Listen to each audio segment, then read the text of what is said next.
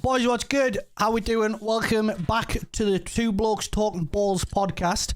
It is week 2, and today we are going to be doing a lot of talk on football towards the back end of the episode. We're going to start with some F1. Some F1 topics of, I think we're talking 5 best drivers, 5 worst drivers, under pressure drivers and stuff like that.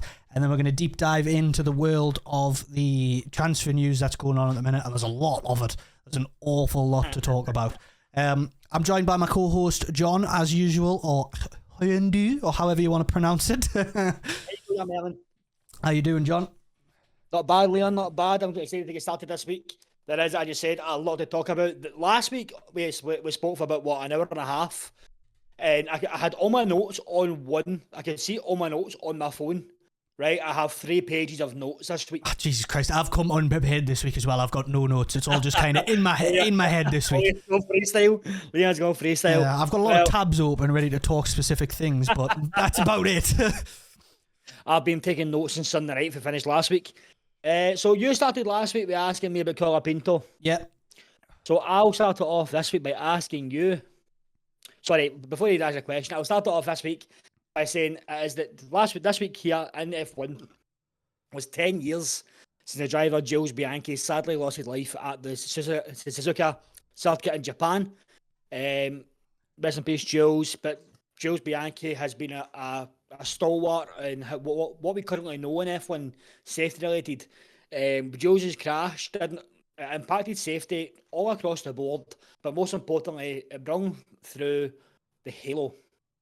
The halo has saved how many lives in the past 10 years? Well, I mean, it's one of the most like disregarded things, but yet it is one of the most safest things they've ever. It's one of the best inventions they've ever brought in, really. Going back as far back as I can remember, we had Fernando Alonso at Spa, you had Max Verstappen, Lewis Hamilton at Monza, you had obviously Romain Grosjean, the man on fire at Bahrain. Well, look at Zhou Guanyu's one when he slid along the floor at Silverstone. It's saved so many lives. And thankfully, we now no longer have the rest of these drivers' lives that we had back then. Yeah. I mean, it did take Jules losing his life for it to happen, and I would never like to see it any die in the sport that I love. And this also brings me on to my next question, is who is your worst 5 drivers of the season so far, 12 races in? Worst 5?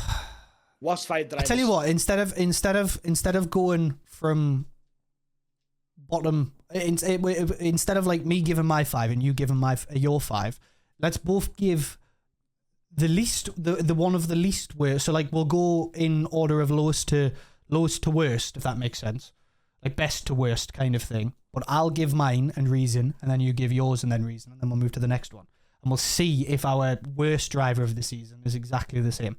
Yeah. Okay. Sounds good. So who's your? I'm gonna start it off as my best worst driver of the season so far. Probably not on a lot of people's radars because he has picked up 23 points this season. But Esteban Ocon in the Haas just doesn't look comfortable, doesn't look happy, doesn't look like he's driving something he wants to drive. He's made a lot of mistakes this season, and I know that kind of probably comes part and parcel of the Haas, but he's been the better of the 2 Haas drivers. That goes without saying. I mean, Oliver Bayman's trying, but obviously he's new, so it's an interesting one. But Ocon for me has been pretty poor this season with his move to Haas. I mean, I do see where you're coming from with Ocon being like that, right? But what you need to remember is Ocon is also having to deal with a car that's had low budget for improvements. They've not really done much upgrade packages, but he's also got a brand new race engineer who's also learning the ropes as she goes. Right. He's also having to teach a rookie. He's also I do understand what you're saying. It has been. I mean, how many points do you expect Haas to score this season? Well, I mean, I didn't expect them. I know Ocon has, obviously scored 23 points, but I just think him as a driver is capable of a lot more. He looked a lot better at the Alpine, and that Alpine car wasn't the greatest either, but he doesn't look comfortable in this Haas at all. He looks out of shape in it. My best worst driver of the season so far is Lewis Hamilton. Interesting. I think that a man of Lewis Hamilton's caliber should be. I mean, he is sitting top 6 on the leaderboard. 603 points. Only 3 points and 6 on the leaderboard. But there's been twice this season where he's had his pants down. Lewis Hamilton, 7-time world champion. He's driving, one of these. You might have heard of them before. They're called Ferrari. Well, I've heard the strategists are myths. Yeah, but Lewis Hamilton is more than capable enough of calling his own fucking strategy. Yeah. Lewis is a 7-time world champion, and he's having his pants pulled down, not once a race, multiple times a races on multiple occasions this season by a fucking green toaster. No offence to Nico Hulkenberg, we all know I follow Sauber, we all know I love the guys, we all know we're looking forward to Audi next season. The Audi upgrades have been good, but it's Sauber and Ferrari, guys. You know what I mean? I think in the defence for Hamilton, it's his worst excuse season. me. Oh, it's his worst season in a while. But in defence for him, this first season in Ferrari, it doesn't seem like anyone at the team is actually listening to him. And to say it has been a bad season, and by numbers it has been a bad season for him. But he's sitting 16 points behind Charles Leclerc, who has only ever drove Ferrari, and he's only 16 points behind him. He drove for Alfa Romeo as well. But we did which is Ferrari powered. It's Ferrari powered, but it's Alfa Romeo parts. Sauber parts. Yeah. But in terms of engine, it's always been Ferrari engines. That's the only part that is Ferrari is the engine and gearbox cover. Yeah. That's the only 2 Ferrari parts they have. But you've also got to think how long has Charles been at Ferrari's main team now? Main team 2017. He can. So he's been driving for like 6+ years now, and he's got Lewis Hamilton right up his gearbox in terms of points. It has been a disappointing season by all accounts for Hamilton because he just hasn't got to grips with the car as quick as anyone would expect him to. It doesn't seem like it's going right. Obviously, like I said, we touched on it last week, but I think there is defence there. But I can see why you've got him in your list of 5 worst of the season because it has been a very, very disappointing season for him. And very, very disappointing. He is chasing Charles Leclerc gearbox, but he also has 10 years experience on Leclerc. Yeah. Regardless of what you can put a guy of Lewis Hamilton's talent should be able to drive any car on that grid. Yeah, 100%. He should be able to get that car in positions for podiums. And he barely seems to be breaking into the top 4, let alone the fucking top. I mean, his top 5. first and only podium was China. Am I right in saying that? No, he's not had a podium yet. He's only had points finished, and he hasn't been on the podium in Ferrari. He's had the sprint win. He's had the sprint win, but he hasn't in the races. He hasn't had a podium yet. In a race, he's not had a podium. I don't think anyway. No, he won. He won the sprint. He won the sprint. But I think other than that, he hasn't had a podium. I'll go P4 because my P4 is Charles Leclerc. Pretty sure nicely, which ties in nicely to what we're saying there. Yeah, I do think again it rolls right off of what you've been saying. Charles Leclerc knows this car, he knows the team. The team's been built around Charles Leclerc. Yeah, and we've seen in the past 5 years that Carlos Sainz, in the 5 years that we had Sainz and Leclerc in a Ferrari, they were split evenly. Well, pretty much evenly. I think it finished 3-2 in seasons to Sainz, but Leclerc has outqualified Hamilton on many occasions this season. He's outperformed again this season. But you look at races where the Ferrari should be. I mean, the Ferrari were from Qatar last season. Slavin, welcome in. From Qatar last season, Ferrari were the most powerful car on that grid. From Qatar last season, Ferrari had the most upgrades in the car. They had the most improved car. They had the fastest car on the straight. They had the biggest downforce package. So what's went wrong in the off season for Ferrari to be number 1 to barely scraping points and being embarrassed by Saubers? Yeah. I mean, we can't always blame strategists. We can't always blame cars. At some point, the drivers need to take accountability. Yeah. It's them controlling the car. And as Nicky Lauda says, you can put a monkey in these cars and they get podiums. Yeah. The cars are that easy to drive. See, he is very much like we said when speaking on Hamilton's side of things. He is a bit disappointing so far this year, and it has been a bit like, well, why aren't you getting better? Because like you said, you can blame so much on the team and themselves and getting the calls wrong. And I will say the race at Silverstone, that does seem like a strategy call directly from Ferrari, and it was a terrible decision, but it happened. It's done. But yeah, he has had a disappointing season so far. My fourth spot is Carlos Sainz.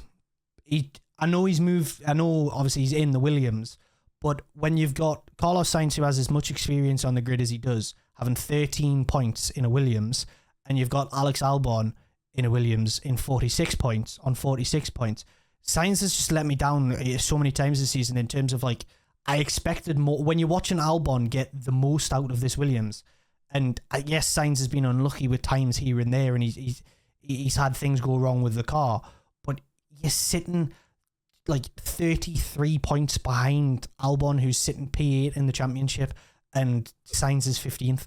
Like, it has been a well-known fact, though, that Williams Albon is James Ville's golden child. Oh, 100%. And I think Carlos Sainz isn't a long-term solution for a team like Williams. But I feel like he could have been, though. He could have been.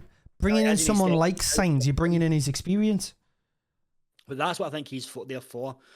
I don't think they expect him. I mean, again, these cars were developed last season. Yeah. Right?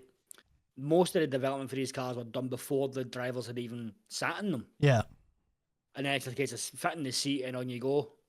So I do think that Carlos Sainz is driving a car developed by Alex Albon. And I think Sainz has been brought in personally to develop a car for 2026. Yeah. Again, I do agree with you completely here. Carlos Sainz had a shocking season so far, but it has been very, very unlucky. Look at the race. What was it? Was it Austria that he burst into flames before the race even started? Yeah. Twice. He has. He's had a lot of unlucky for him, but it just again, it's another one of those moves.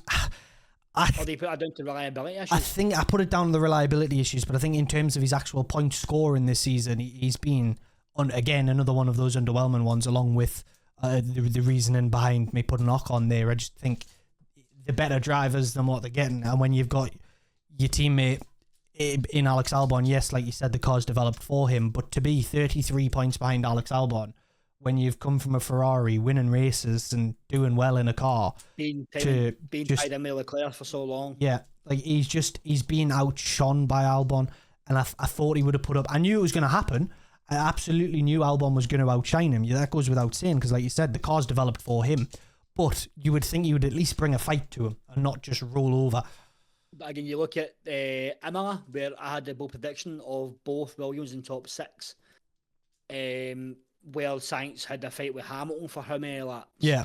I do think that Williams are on par with Ferrari this season in terms of performance, in terms of drivability.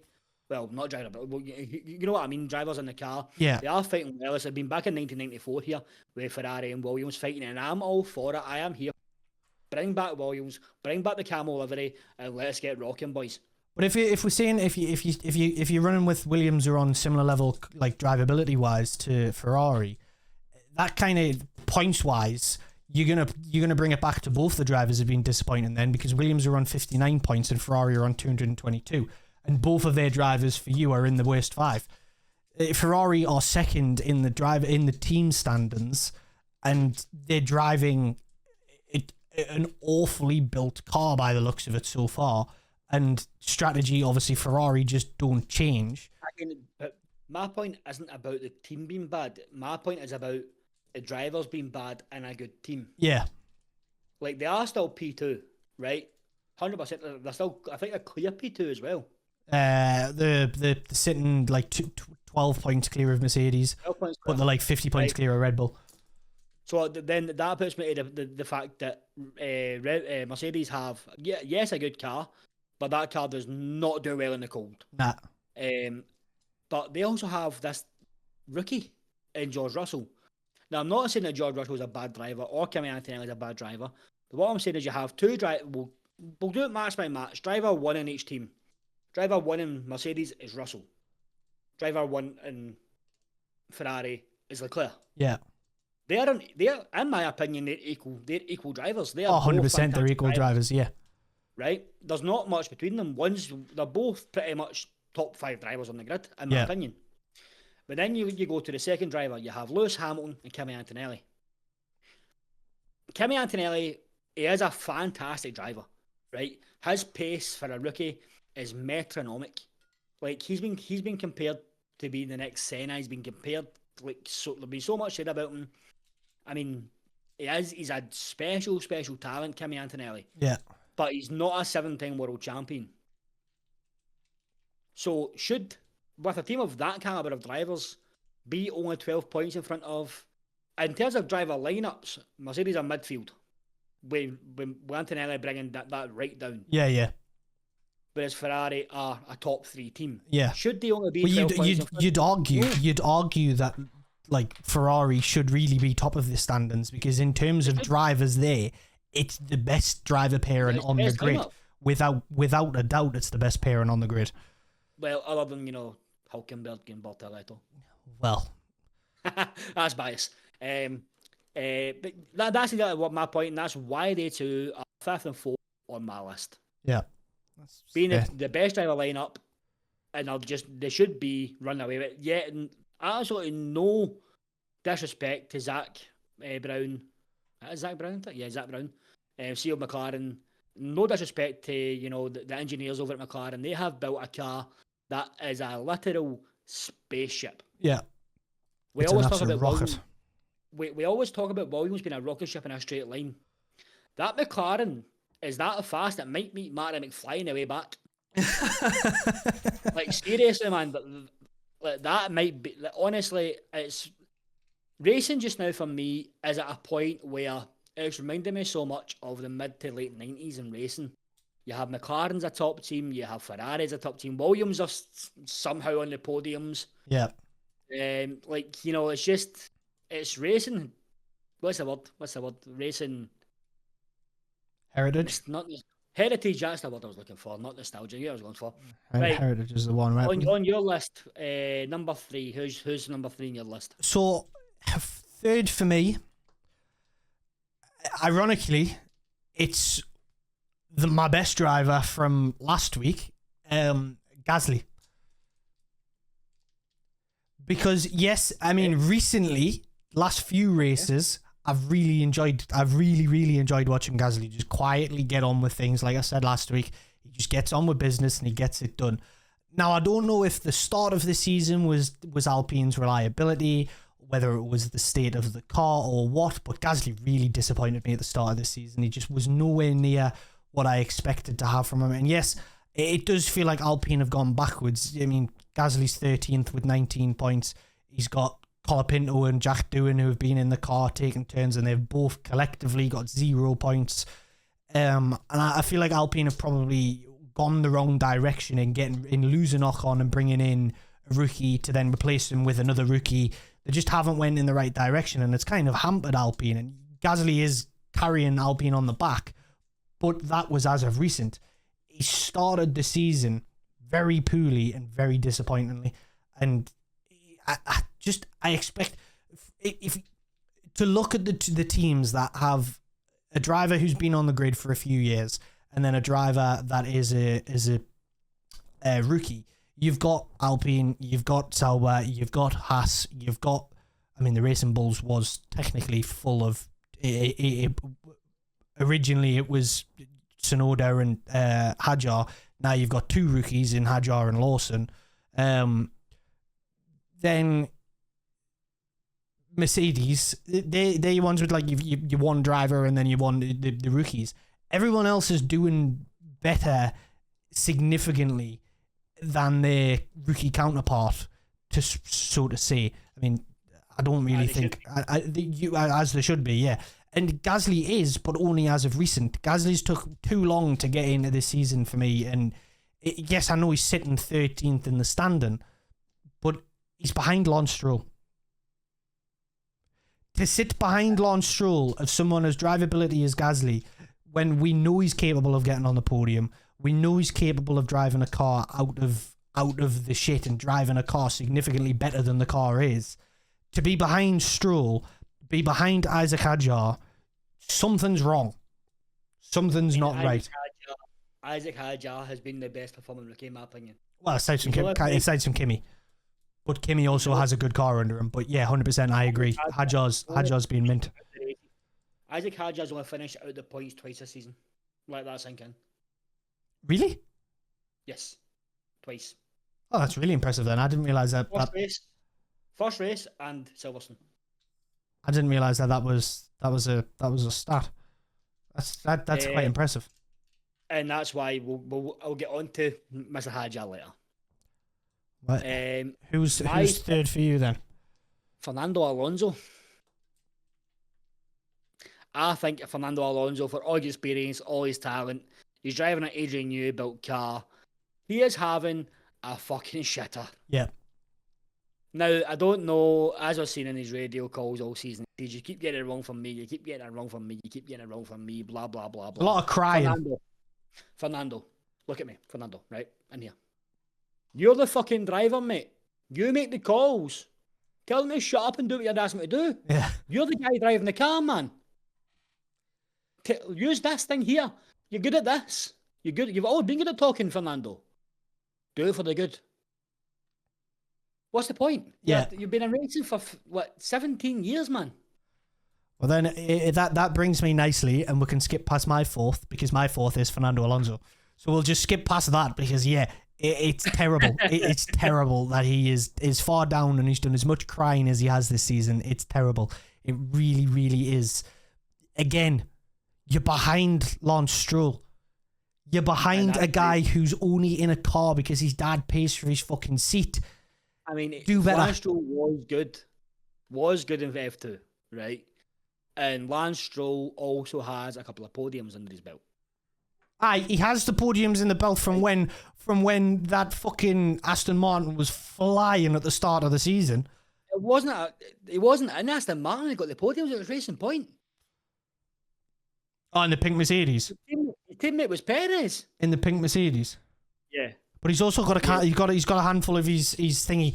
Again, another one who he's got his podiums in a period where you had the pink Mercedes and it was ridiculous. Then you had the Aston Martin that was absolutely flying at the start of the season and he was getting on the podiums then. His podiums have come in cars that have been outrageously good. And that's where his stuff's come from. So is Oscar Piastri, so is Lando Norris, so is Michael Schumacher.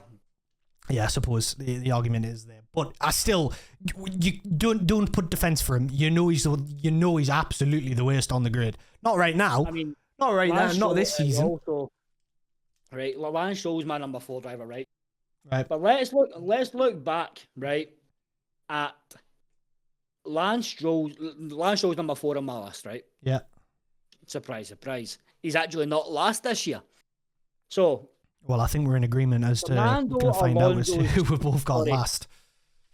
Lance Stroll's teammates include Felipe Massa, right, in 2017. Yeah. World champion. We have Paul Di Resta for one race. In that race, Paul Di Resta actually set the fastest ever lap time around Bahrain. Right. That record's still not been beaten yet. Sergei Sirotkin in 2018 for 21 races. We have the man, the myth, the legend, Robert Kubica in 2018 for 3 races as a reserve driver. 2019, you have Sergio Perez. This is where it gets interesting, right? So Lance Stroll has been around for nearly 10 years. Which is crazy. I don't know how he's lasted. Nearly 10 years, right? Well, we do know how he's lasted. Well, yeah, we do. But that's where it gets interesting, right? Sergio Perez in 2019. Nico Hülkenberg in 2020. Sebastian Vettel and Fernando Alonso. No bother, Bob, mate. I appreciate you stopping by. Get involved with chat. We're talking F1 now. Later. Sorry. And I'm also getting drunk.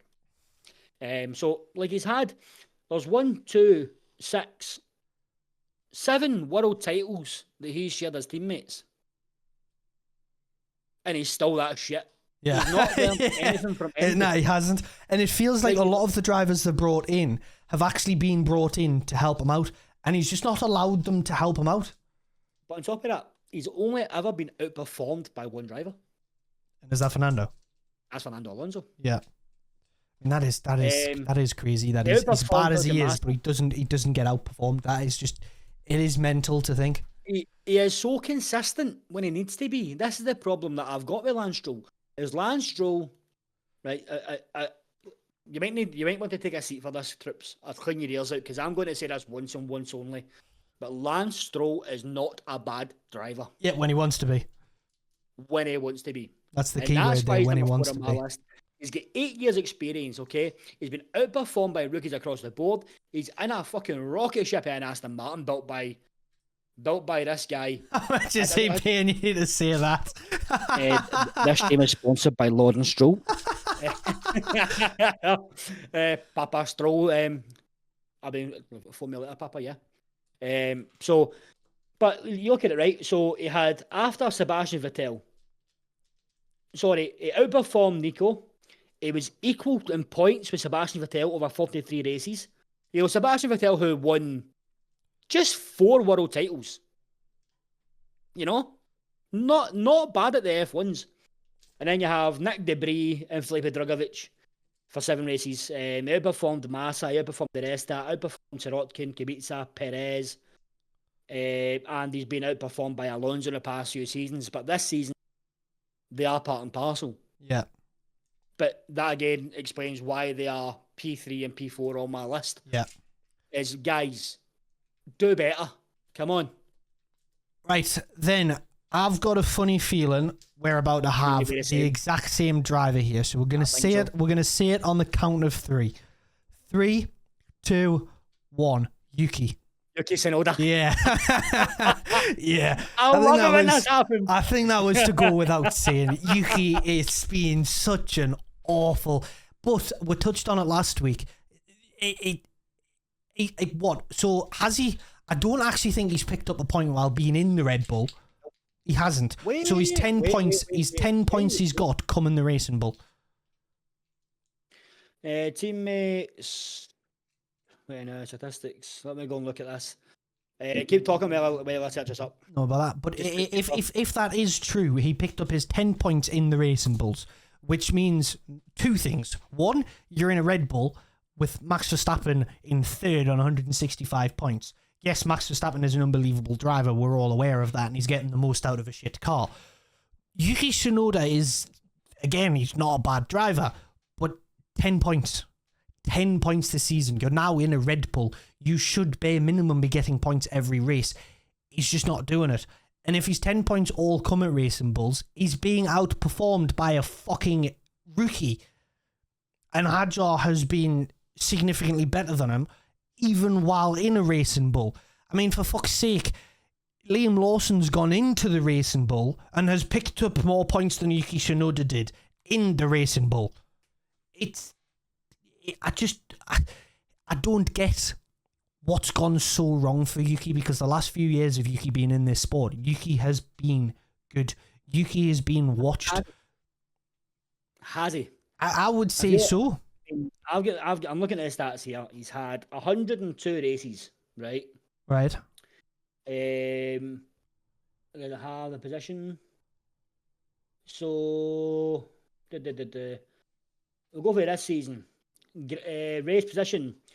For Red Bull, he's finished 15th, 16th, 12th, 13th, 17th, 10th, DNF, 9th, and 12th. Okay? The Racing Bulls, it was... So he's picked up 4 points in the Red Bull and 6 points in the Racing Bull. Yeah. And then last season, right? It was 12th, 13th, 9th, 7th, 14th, 12th, DNF, 17th, 16th, 9th, 10th, 8th. So he's been a low points driver. We actually need to go back here to Jesus Christ. Holy shit.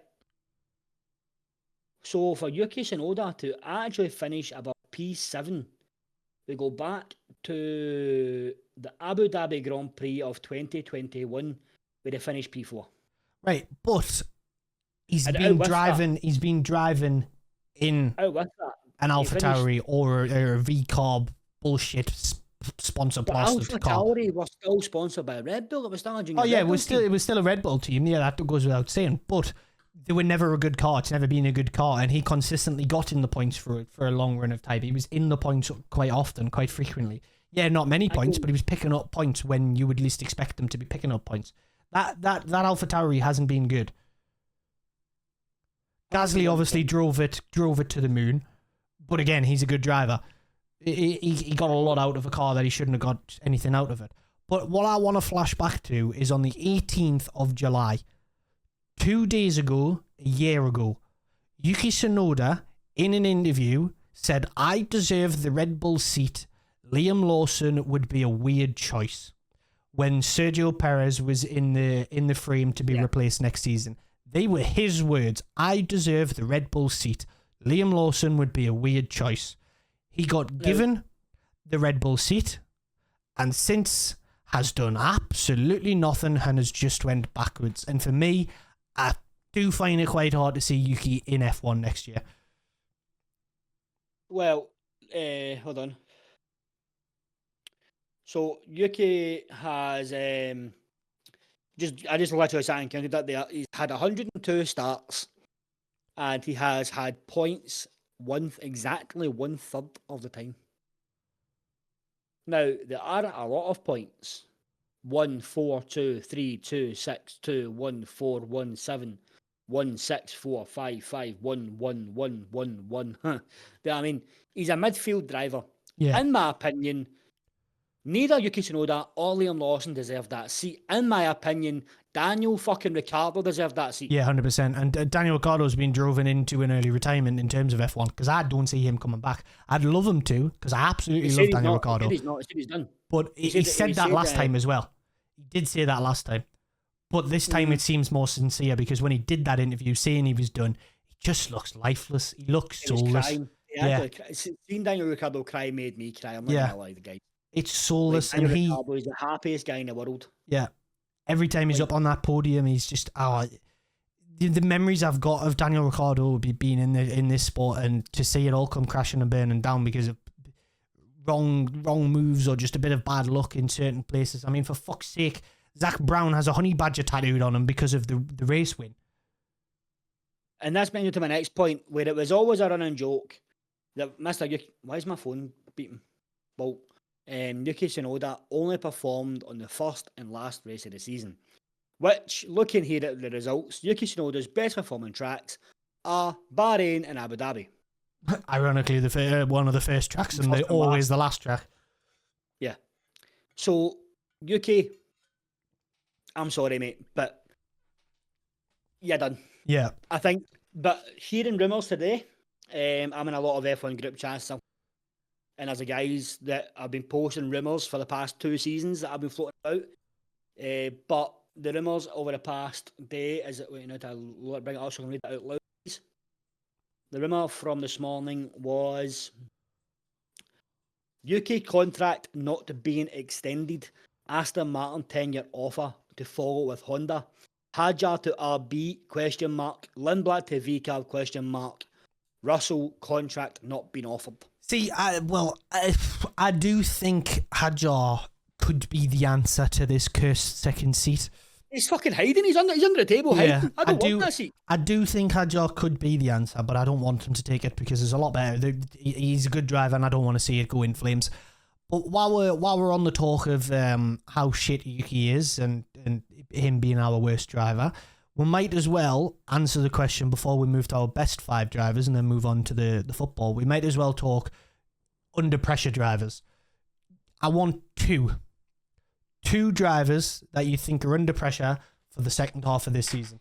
Who needs to perform to keep them in this sport? I've got 2. Well, technically I've got 3 here. Right. First of all, who's under pressure? I have Lewis Hamilton. You think? Lewis Hamilton. It was a big publicity move, mate. He's on a fucking top tier contract. He's earning a fortune in sponsorships from Who is it that sponsored him? Sponsor who? Ferrari. Not like he had $100 million a year deal from Petronas when he was at Mercedes, and he's now got one from the Ferraris, but HP. I was going to say it's either HP or Shell, one of the two.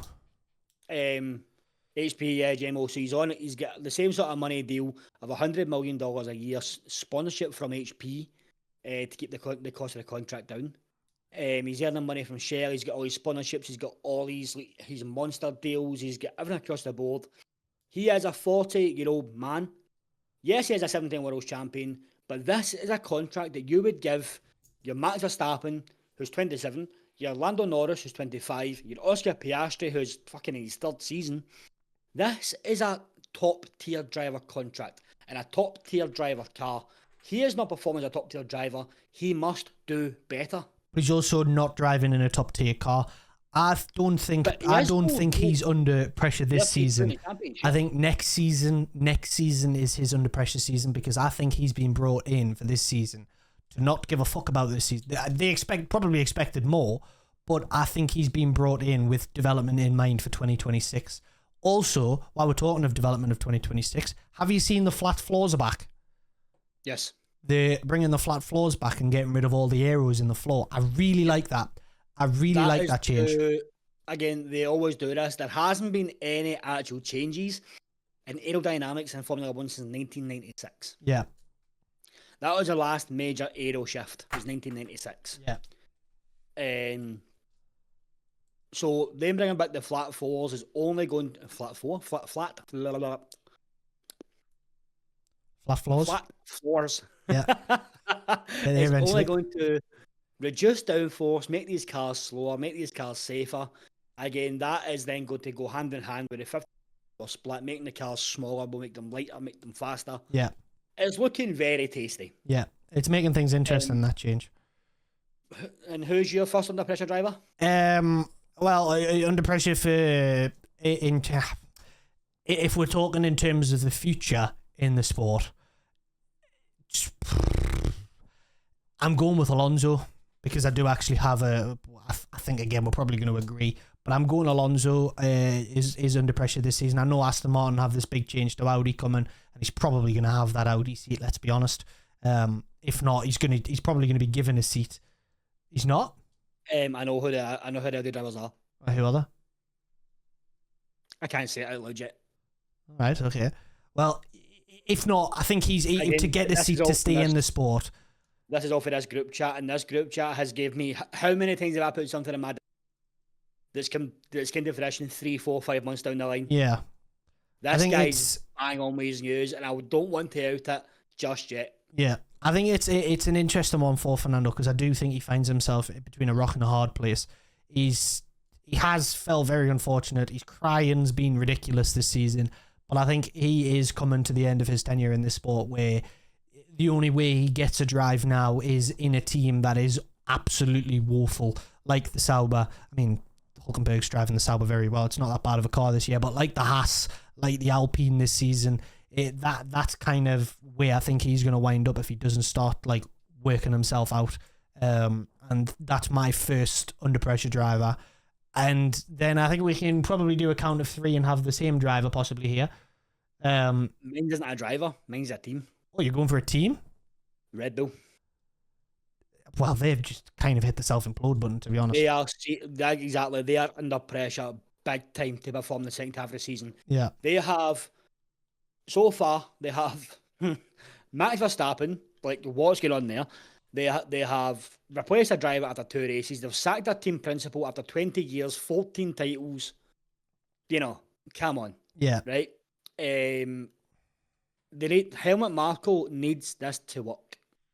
And as Jeremy Clarkson says, if they don't perform, you can see them only performing in Formula 4 in 10 years. That's like, they're just off of winning 3 in a row? 4 in a row? 3 in a row? 4 in a row. 4 in a row. Again, we've seen that the last time with Vettel in 10, 11, 12, 13. Or 9, 10, 11, 12. 9, 10, 11, 12. 9, 10, 11, 12. Won 4 in a row, and then they just sort of went... Yeah, they went backwards as soon as the Mercedes dominance come, and the way McLaren are looking... The way McLaren are looking, I've got a funny feeling McLaren are just going to start pissing year after year here. Lando could be in for a good streak if he can sort his shit out. But my second half of the season under pressure between Yuki Tsunoda, I mean, I'm not going to touch much more on him, but Yuki is massively under pressure because I think he could be out of this sport if he doesn't sort of shit out the second half of the season.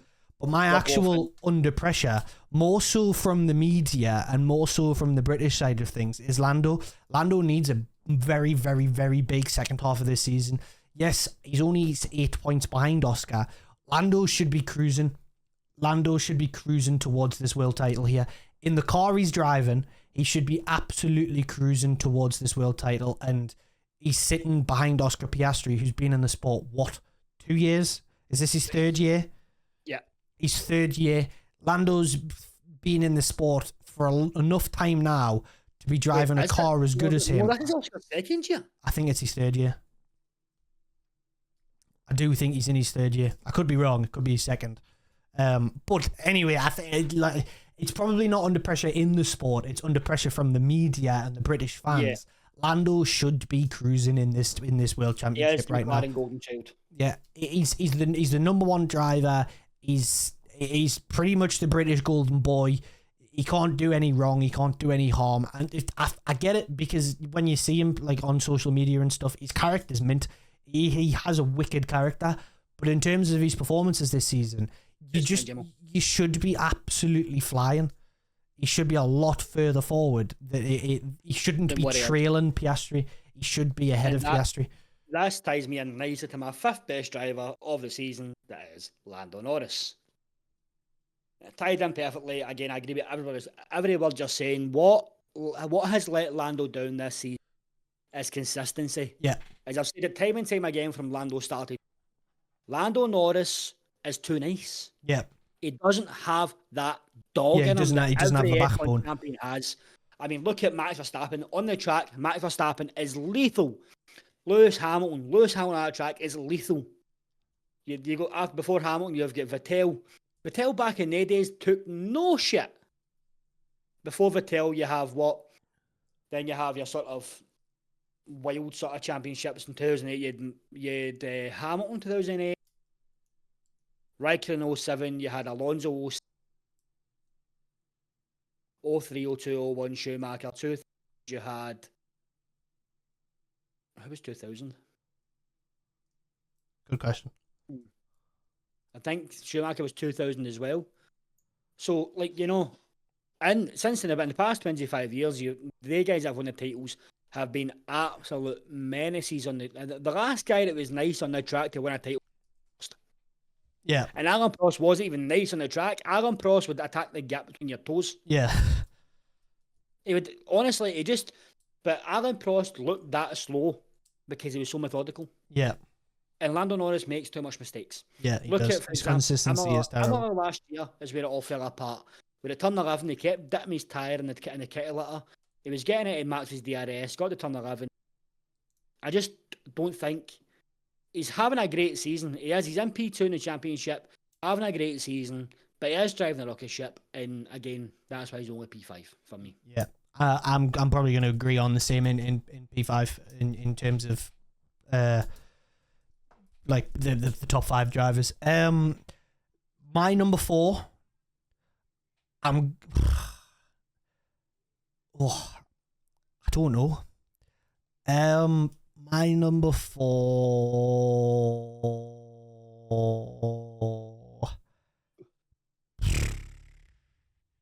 I'm gonna go with Hadjar.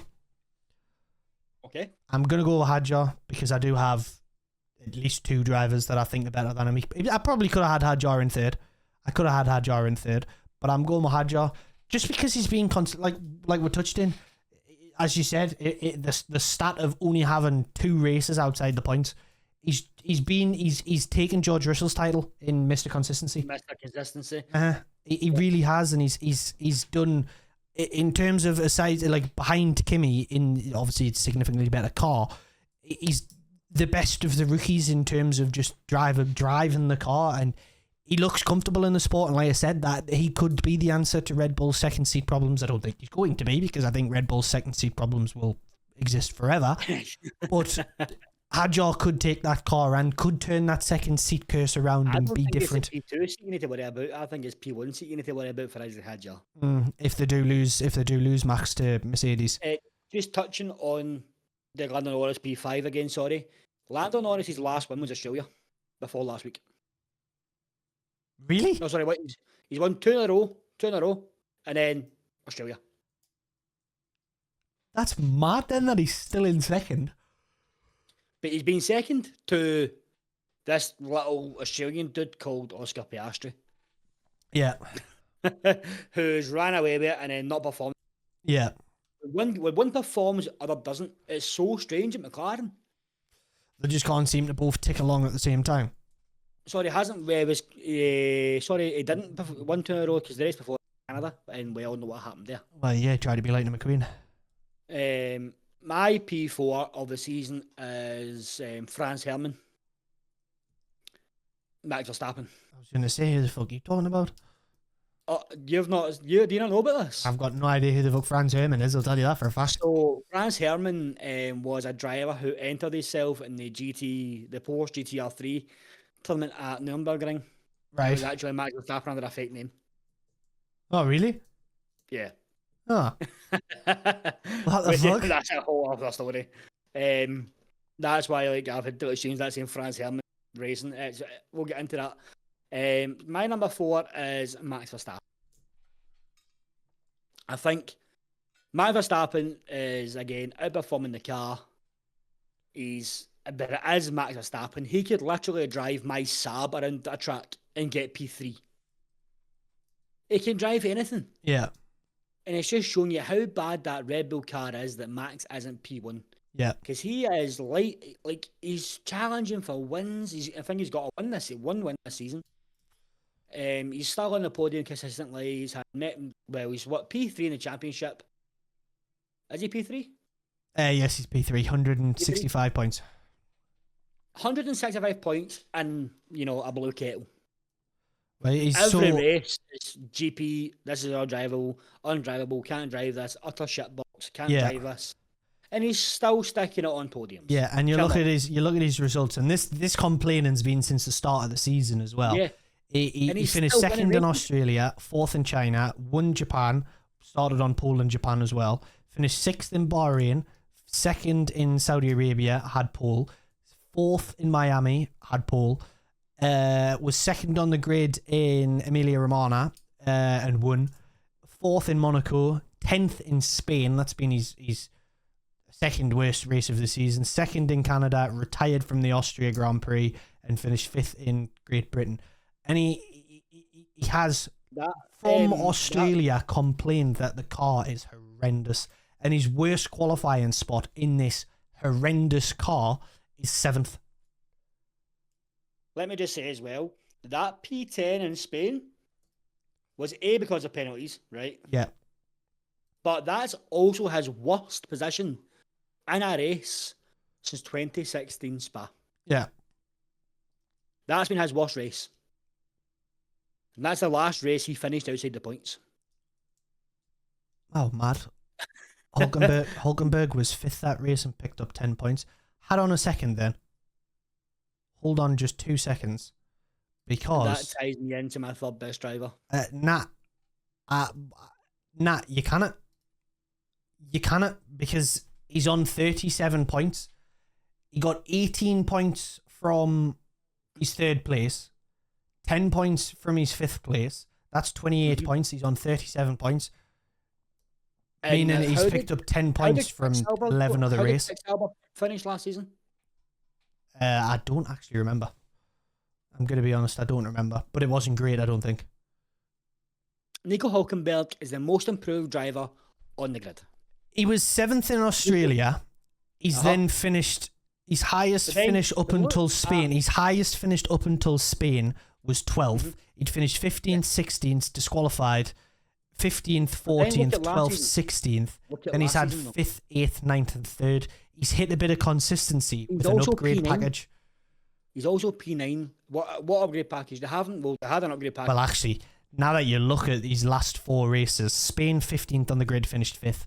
Canada 11th, finished 8th. That's not that impressive. Austria back of the grid to 9th. Great Britain back of the grid to 3rd. And Nico Australia Hulkenberg was 17th to 7th. Nico Hulkenberg is having one of the best seasons of his career. In fact, the best season of his career since I think he's had the best. 2016. I think he's had the best 4 races of his career. Surely this isn't Not the even best of that. his. Surely this isn't He the was best good. of his career. Still F1 slave, and we'll get to football just shortly. All we have to do is last couple of drivers and then bowl predictions for Sunday's race, and then we're on to football. Nico Hulkenberg has been absolutely outstanding this season. Everyone had. I think it's just hard to say this season when his form's only come in the last 4 races. When you look at him before these last 4 races, not, it hasn't though. been that good. It is though. Look at where he's finished. But he has, though. He has been performing in the case of last season in a car that had 1 point last year, Leon. 1 point last year. Is that all they got? He's 1 point last year. In the last race, he finished P10. Right? Right. To then get that, to then having consistently good races all season. Nobody's expecting much for Sauber because, well, nobody really thought they'd have any upgrades this season. But Audi have went, wait a minute, let's have a fuck about with the car. Yeah. Yes, it is upgrade packages that are making him better, but he is also performing well at his skin. He's outdriving a car once again that it shouldn't be on the podium. It shouldn't be performing the way it's performing. Yeah. It should be a back of the tier car. We're comparing, like last season, they were miles behind MD in P10. You had the fight from 9th, 8th, and 7th between Williams, VCARB, and Haas. Until Alpine were in that as well until that double. Yeah. But that's all it needs is one upgrade package can change a whole Yeah, season. change the whole season 100%. I'm not thinking Nico Hulkenberg. Well, I do think he has the ability and he has the car to perform this well for the rest of the season. The last driver to sit this high up for Sauber was Valtteri Bottas in his first season. Yeah. He finished the season on 48 points. He had 48 points by race 12. Yeah, it just Because went backwards. He had a P5, a P6, and a P5 in the first 3 races. Yeah. Right? This has been the opposite of Hulkenberg as they've come into the upgrade packages. And I've heard through the grapevine again that Audi have brought a massive, massive aero upgrade for Spa. Right. So we could see it happen again then. All depends on the weather. Spa's a joker every it does, yeah. You have to get the weather right and that. Well, that leads me nicely into my third. My third is your fourth in Max Verstappen. Obviously, I spoke Max Verstappen, so I don't really need to get into it too much. So I'm going to go into my number 2 this season, who, number 2 for me this season is George, because he's just, the Mercedes doesn't look all that great this season, but it does look great when it wants to look great. He's got 147 points. He's sitting chasing the tail of Max Verstappen. He's ahead of both the Ferraris. He's outclassing his teammate, as he should. His teammate's a rookie. But George, the fact that there's talks of Max going to Mercedes and it's George that could be losing his seat, it shows, and which I spoke about this last week as well, loyalty gets you nowhere in certain sports, and this is one of these sports. Loyalty just doesn't get you anywhere, and it's going to prove if he does get replaced by Max, because he is having another one of his outstanding seasons where he just gets on, he doesn't complain, he just drives the car and he deals with it and he gets on with it and he does well every time. And to be sitting in fourth, you are? Did you say Matt? Oh no, you skipped Max getting on George Russell, aren't you? Sorry. You are? I think I get wires mixed up there. I've heard Max not complaining. I was thinking, oh no, Max has just complained. George has just got on with it. Yeah, I don't know why I get them. I get my wires. George has just got on. No, Max and Alonso have been the 2 biggest crybabies on the grid this year, but George has just got on with it. He just gets on quietly with his business. He does it. He scores points. He doesn't make a big fuss. And is that consistent? Yeah, he still has that title. Bob M said that he loves Hulkenberg, but the podium's the best result he's going to get. Wrong. Now, from what I understand, going on at Audi, A lot of the upgrades this season are going towards aerodynamics, as they are still using the Ferrari engine this season. Again shows you that again proves a point about Lewis Hamilton, as he's had his pants pulled down by a detuned works engine. Yeah. No, I mean, and again, it's not just about the position and driver saying, look, he embarrassed Hamilton corner after corner after corner.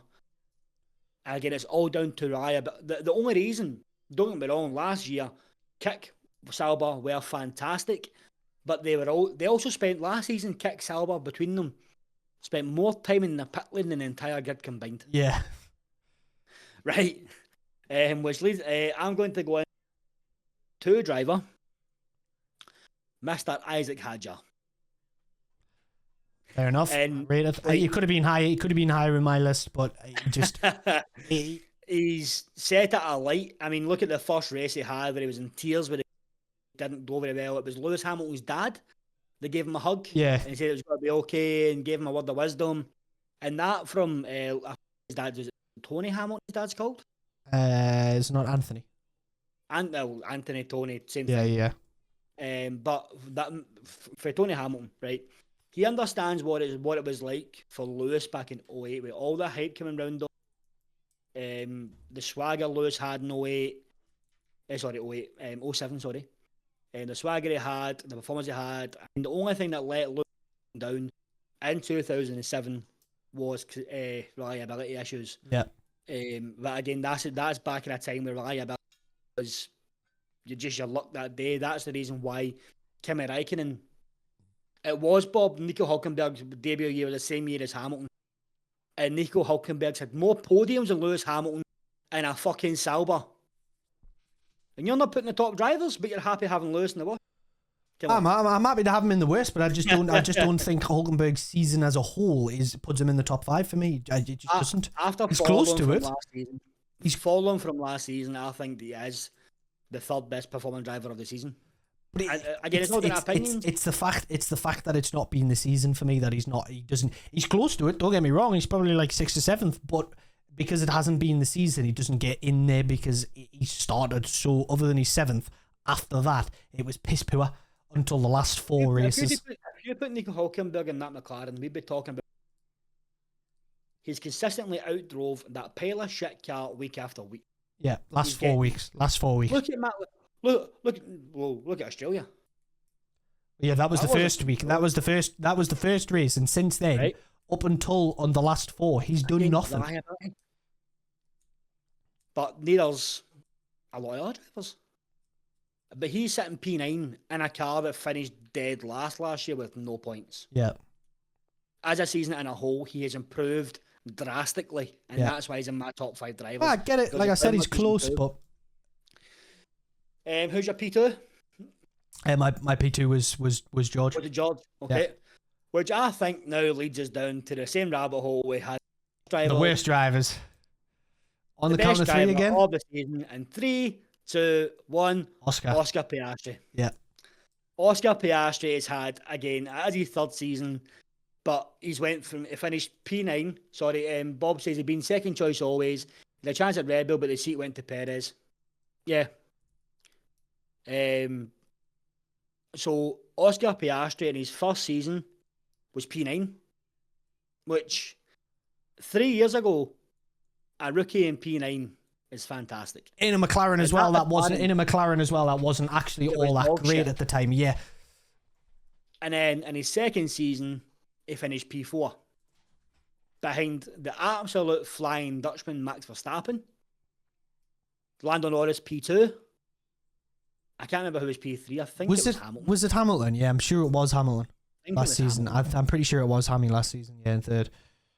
Was it like? It was him or George, and I'm pretty sure George didn't outperform him. Sorry, no, it was Charles Leclerc in P3. Was George in 4th or 5th? Was Lewis in 4th or 5th? 6th. So Lewis was 5th. 7th. Oh, really? Verstappen, Norris, Leclerc, Piastri, Sainz. Sainz, yes. Aye.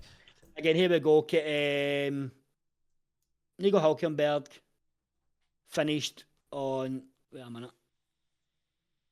Wait, Nico. Who was Nico driving for last season? He wasn't Haas. driving, was he? Yeah, Haas. That's his first season in kick. Ah. So there you go.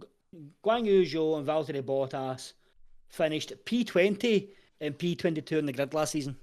P22 is outrageous, by the way. Finishing Valtteri P22, Bottas. finishing For Valtteri P22 in a 20 race grid is outrageous. We actually had 24 drivers last year. That's outrageous. I mean, above Valtteri Bottas, right? We have drivers such as Liam Lawson, Colapinto, Ole Behrman, K-Mag, Albon, Ricardo, and the only two drivers below Valtteri Bottas was Logan Sargent and Jack Doohan. Ah, God, Logan Sargent. What a guy. What a driver. So, again, Nico Hülkenberg finished P11 last season in the Haas. With how many points? 41. See, this is why, that is exactly why he doesn't make my top 5. That he's got almost the same amount of points now, 12 races in, as he did the entire last season. Because of his finishes. It just doesn't. He's close, but that's enough. That's enough Hulk talk. That's enough Hulk talk. That is enough Hulk talk. It depends how the rest of the season goes. Come to us at the end of the season, and Hulk might be in there. He might just sneak the rest of his way in, but as of right now, he doesn't sneak his way into my top 5. Not yet. Not for 5 good races. It's been his best season in his history. 2018, he finished P7 in the championship.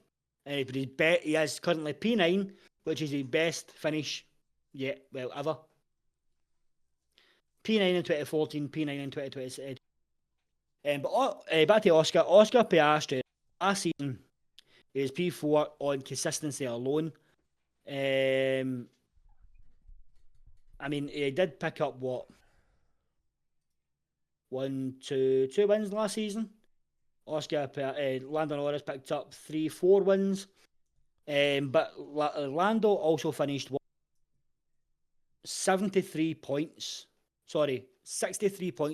behind Max Verstappen, right? Yeah. I'm going to let you do some waffling real quick, because I am going to piss my pants. So you can do some waffling real quick. Oscar Piastri last season had 292 points in a full season, and this year again he's performing out of his skin, especially for a guy that's only been in the game for 3 seasons. Bob, you said that you hope to see Oscar take the title. I think it's over. Like, I cannot see anyone catching that McLaren this season. That McLaren is a literal rocket ship, I touched on, but I also think that Oscar Piastri is so cool, calm, collected under pressure that no one can catch him. I really don't. Looking back at what the differences for last season, Max Verstappen. Well, sorry. I'm back. I'm back in on your waffling. So, all I said there, Leon, was I think that the season's over. I think Oscar's going to run away with it clear. I do think that he continues in the driving seat, but I'm hoping Lando sorts himself out, because I do want to see Lando win it. I do want to see Lando win it, because I feel like he deserves it. British bias. Yeah, well, probably, yeah. It probably is, yeah, 100%.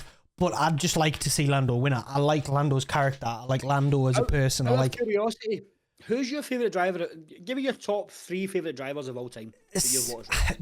My issue is I don't watch the sport. I said this last week. I don't watch the sport to have favourites. I don't have a favourite team. I don't have favourite drivers. I just enjoy watching the sport. I enjoy watching the cars. My autistic little brain likes to see the cars go woo, woo, woo, woo, woo around the track. Above my head, you see the hats belonging to my favourite drivers. Yeah, I don't have favourite drivers. I really don't. Well, the driver that got me into this sport was Kimi Räikkönen. And I can see so much of Kimi Räikkönen and Oscar Piastri. The fact that he just can't be arsed being here. Yeah. He just wants to get in the car and drive. Yeah. Like, he can't be fucking arsed with people. He's so chilled out. You never see him like, he's angry last week at Silverstone. Yeah. I don't even think he was angry. He was just petty. Yeah. But, like, I think we're talking about first 3 seasons.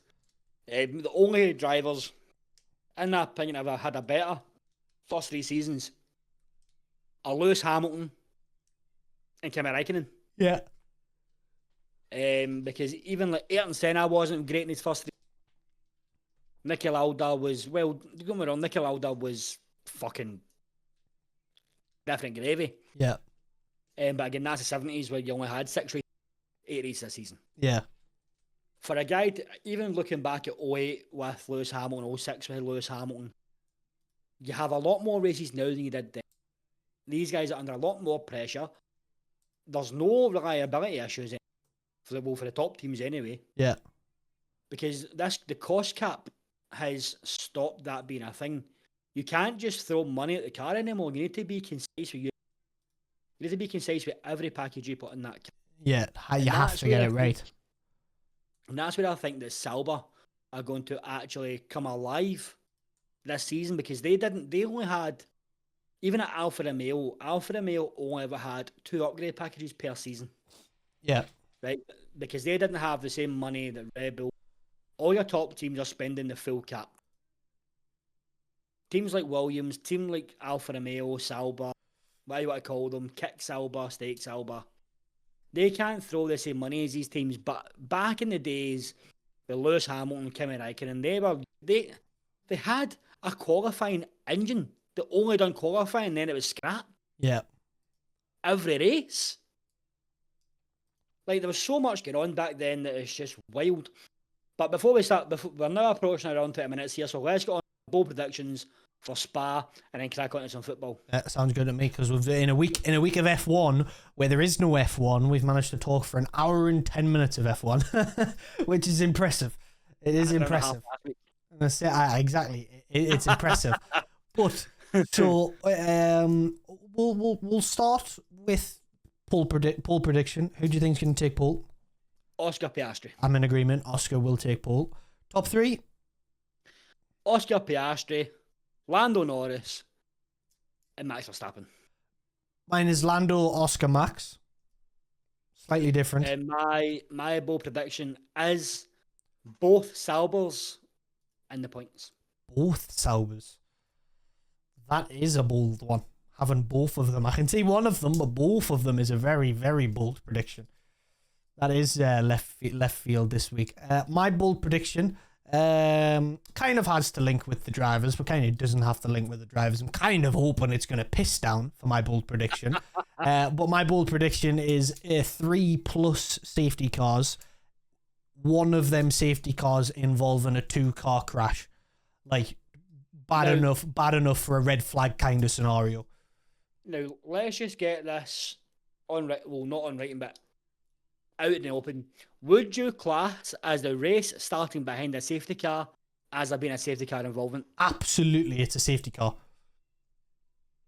If there's a safety car on the track, it's a safety car. Correct?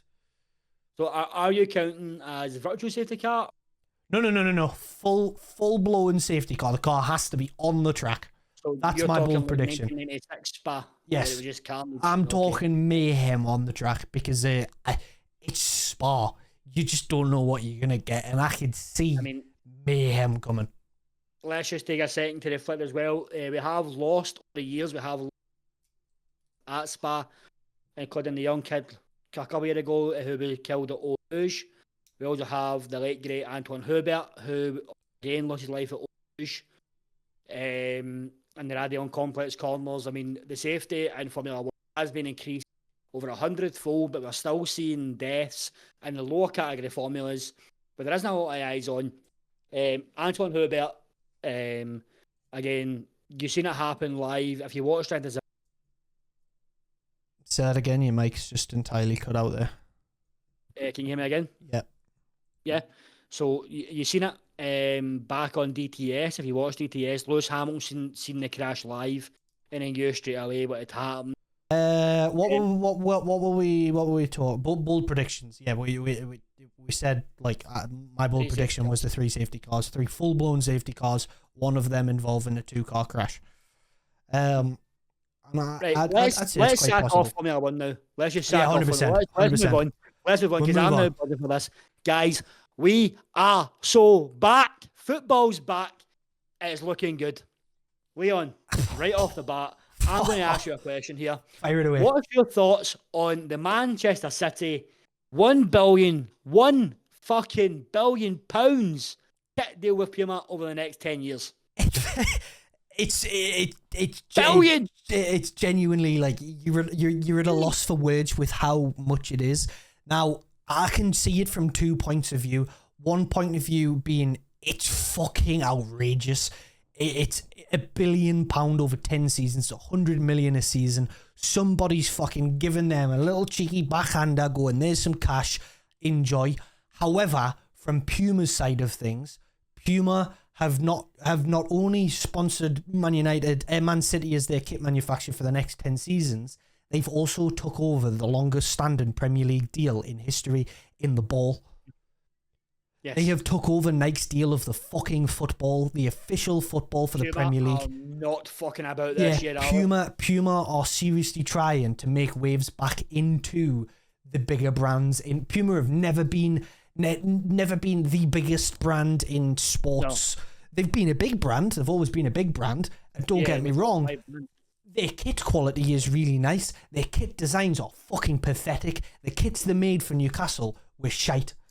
It was some of the worst kits that were made. It was horrendous. They made the banana kit, and if you don't know what the banana kit is, I'm going to edit it on screen now so you know what the banana kit is. It's horrendous. It's an awful kit, and that was made by Puma. It's absolutely awful. Look, just literally search Newcastle yellow away kit. I think I remember it. It is the worst kit I have ever fucking seen. And I'm very clearly a man that likes a yellow shirt. I'm sitting here in a Sweden top. It's done nicely with the yellow and blue. This Puma Are you talking about... No, that's Adidas.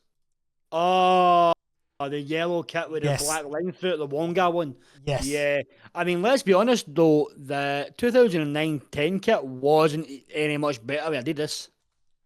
That was the orange stripy kit. That wasn't much better in my opinion. That's horrific. Do you know what? I'm looking at these pictures now of these Puma Newcastle kits. You've got the Wonga one on the front. That was the yellow with the blue line through it. Awful kit. You've got the Puma one where we were one of the first years sponsored by Fun 88. Awful kit with the collar. Horrendous kit. You do, like I said, you've got that Adidas kit that was awful as well. Yellow kits don't work. Puma don't make nice tops. Even the Man City kits, they just aren't nice. They try something different every year, and I rate that they try something different. But let's be honest though, right? What is the main rule about advertising, Leon? What do you mean? We are still talking about that Newcastle kit how many years later? Yeah, well, exactly. Exactly. But that, in terms of Puma, it was a tactical... what's the word I just said there? Advertising masterclass. Yeah, 100%.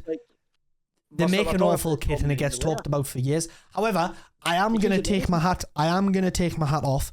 I'm an avid kit wearer. It's all I wear. All I wear is football kits. However, Puma, for quite possibly the first time in their history of making football tops, have actually made a kit that slaps. Their home kit's awful with the white sash. It's terrible. It's a terrible kit. Awful looking kit. Their third kit, however, that's just been announced. I'm pretty sure it's the third kit. For Newcastle? No, for Man City. For Man City. I think it's the all black one. I'm pretty sure it's been officially announced. I mean, Slavin, there is no such thing as bad exposure in football. There really isn't. There's no such thing as that. I mean, we are talking about a deal that was over 10 years ago. No. Is it the third kit? Look That's at the 24, 25. iconic Rangers tops over years, Slave, with like the orange NTL top, the orange Seville top. Look at the Celtic Bumblebee kit. Look at the like we still speak about the Aki's white Fran. We for one game, our kit man, right? Well, my uncle Danny went and bought 11 France top, 16 France tops, and sewed on the Aki's badge, the Scotland and France badge after the Charlie Hebdo attacks. We'll see the France terrorist attacks. Like a sign of solidarity. It cost them £100 for Sports Direct to get the hingies. They done it like we actually played in those kits for one game only, and it's still spoke about all these years later. And we only played in those kits because our striker at the time, Christian Nadi, his sister was involved in the attacks. She's still with us, thankfully, but like again, it's just exposure. And the kits were for Sports Direct. Yeah, no matter what exposure it is in football, it's never bad exposure. But Puma had, like I said, have made a nice kit. If you take a look at Man City's away kit for this season, genuinely 10 out of 10, fucking slaps, unbelievable kit. It is gorgeous.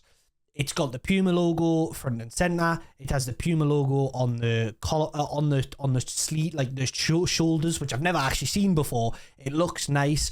All the sponsors are the same colour. The sleeve sponsor, the shirt sponsor, the logo. Wait, hold up. Reverse. You have never seen a sponsorship on the sleeve?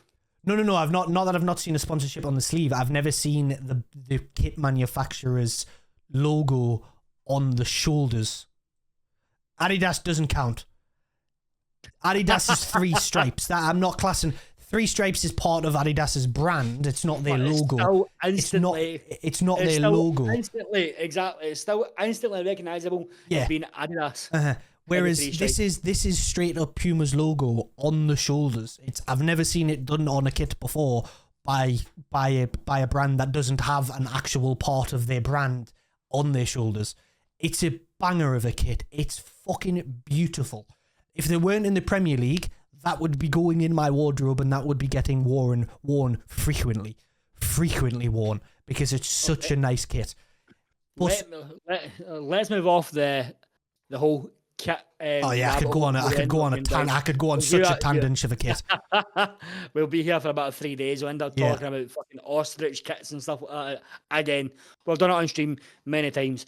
So I'm going to ask you, who is your Premier League predictions for first, second, and third? Early doors, your third, second, and first in the English Premier League this season. Can we add 2 more because I think we're gonna get the coefficiency spot again this year because we've got 9 teams in Europe. So I think we're gonna have top 5 in the Champions League. Can we give top 5? Go top 5 if you'd like. Let's go top 5. 5th, Chelsea. I agree. 4th, strengthened very well. Yeah, they've strengthened well, but I think they'll still just sit on the outside. 4th, my original prediction at the end of the season, before I watched that fucking dog shit on Saturday, 4th for me was Newcastle, as long as they strengthened well. There's a lot of work to do if we're going to do it. A lot of work to do, but I still think 4th is a possibility if we just do things right. Points out at 1 pre-season. Oh yeah, well exactly. But I think it not from the performance against Celtic though. There's a lot of work to do. 3rd for me is City again. Just because I think they're going to implode this season. I think Pep is getting to that point where he's gonna go in his Alex Ferguson last season. He's gonna lose his mind. I think he's gonna start losing his mind. Man City are in my top 5. They're not in your top 5. No. Fair enough. 2nd, we're going with love a good second place, Arsenal, and I think Liverpool, with the signings they've made, should just piss the league again. They should absolutely piss the league. I'll give you my top 7 because just so you know where my thoughts are sitting here, right? I think 7th position is going to be Man United. Ooh. I think 6 is going to be... 7th Man City, not Man United. See, that's the thing. You know your EPL, I don't watch it. I don't watch it a lot, right? So again, but we're going to put you out of your comfort zone, prick. We're going to talk about Scottish football soon as well. That's fine. It's not too much out of my comfort zone because I do, like I said, I play a lot of Surrey, so I actually know Premier League leagues I shouldn't know. He's googling very quietly, so you can hear him. Yeah, I am just quickly. No, I'm just sticking up the table. I'm sticking up last season's table just to see who got relegated. So I think P7 is going to be Aston Villa, P6 Man City, P5 Chelsea, P4 I'm going to have. P4 I'm going to have Newcastle. In fact, I've actually lost myself here now because I've only got 5 written down here. We'll go with the 5. I'll go with the 5. Right, we'll go Chelsea, Villa, Newcastle, Arsenal, Liverpool. Yeah, I think Aston Villa are strengthening over again. Yeah. I can't actually name a bad signing Aston Villa have made in the past 3 years. Villa's problem is right now their wage turnover, not even the depth's a problem. Their turnover is ridiculous. They're at like 90-something% of their income goes out on wages. They're paying a lot out. They need to get some people off the book. And my worry for them is the people that go off the book are they better players because they're higher paid players, and they're going to struggle to get players back in to replace these players with the wage turnover. They either need to do a humongous sponsor deal, or they have to get a good few people off the books to sort this turnover, because they're just going to keep winding themselves in financial fair play issues season after season after season. I think Aston Villa are more hoping about European football for brand exposure. Yeah. Well, I mean, they're going to be disappointed that they didn't get Champions League last season. However, for me, them being in Europa League is better. Look at last season. Man United and Spurs, 16th and 17th in the Premier League, made the final of the Europa League, and it was the worst final I've ever seen in my life. But that just goes to show the strength of the Premier League. Rangers last season, well, strength of the Premier League. Man U struggled against Rangers last season at Old Trafford. But the fact that them two dog shit Premier League teams made the final of the Europa League, the second competition behind the Champions League, shows that the Premier League is still, no matter how you look at it, light years ahead of every other league. Because the two worst teams outside of the relegated 3, and if the relegated 3 weren't as bad as they were, would have been in a relegation scrap all season. But you could also put that down to that they were concentrating more on Europe. Well, Spurs definitely. Spurs were. Ange come out and said that straight away. As soon as he realised that like the chances of top 10 were out the window, he said, fuck it, we're putting all the eggs into the Europa League. What's his name actually tried to actually give himself a go of it. I still think I really like the signing of Thomas Frank, because I like Thomas Frank. Thomas Frank was the guy I would have had replace Eddie Howe if Eddie Howe was to ever leave Newcastle, because I do like Thomas Frank. I like his philosophy. I like his tactics. I like his style. I like his signings. I think he works for a team like Spurs. Ange is someone who is cocky. He's a winner. He has one style of play and he plays it. And that's the only thing he'll do. That's why he's lost his job, because he doesn't change his tactics. I also think that's baffling, the fact that he lost his job after bringing in Tottenham's, I think that's their first ever European trophy, isn't it? I don't think it's their first ever European trophy, but it is their first trophy in 15 years. And still get sacked. Understand leagues of bread and butter. Next is who do you think's under pressure this season in the Premier League? Sorry, Slavin says the only reason the Premier League is light years in front is the money every club gets. If you give them money that Prem teams get in any other leagues, standard really wouldn't be that different. Yeah, I totally agree. Yeah, I suppose that's a fair point. If you to put, again, it's the age-old conversation. If you to put Rangers and Celtic in the English Premier League, I think. See, I can't sit and have this conversation now, because if in future I would have said Rangers and Celtic would be top level championship, but they've just absolutely pulled the pants of Newcastle down. So I don't want Rangers to talk about that. Rangers last season also nearly beat Spurs and nearly beat United. Yeah. Both fucking finalists.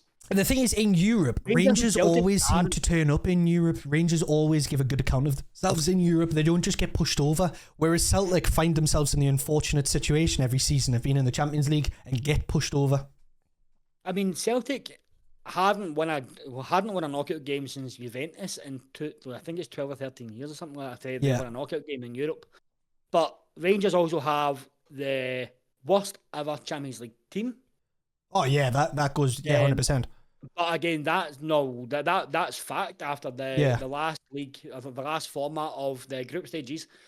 But again, they did have teams such as Liverpool and Ajax in that group, so you can't really say, well, you know. Yeah. Liverpool and Ajax are pretty good at the football. Right, exactly. It's an interesting that Rangers one. team also finished. Slavin, you can help me with this number, but I think that team also finished about 30 points shy of Celtic that season. And they still went on to give a great account of themselves in Europe. Yeah. And that, I'll tie into that again later on when we talk about Scottish football.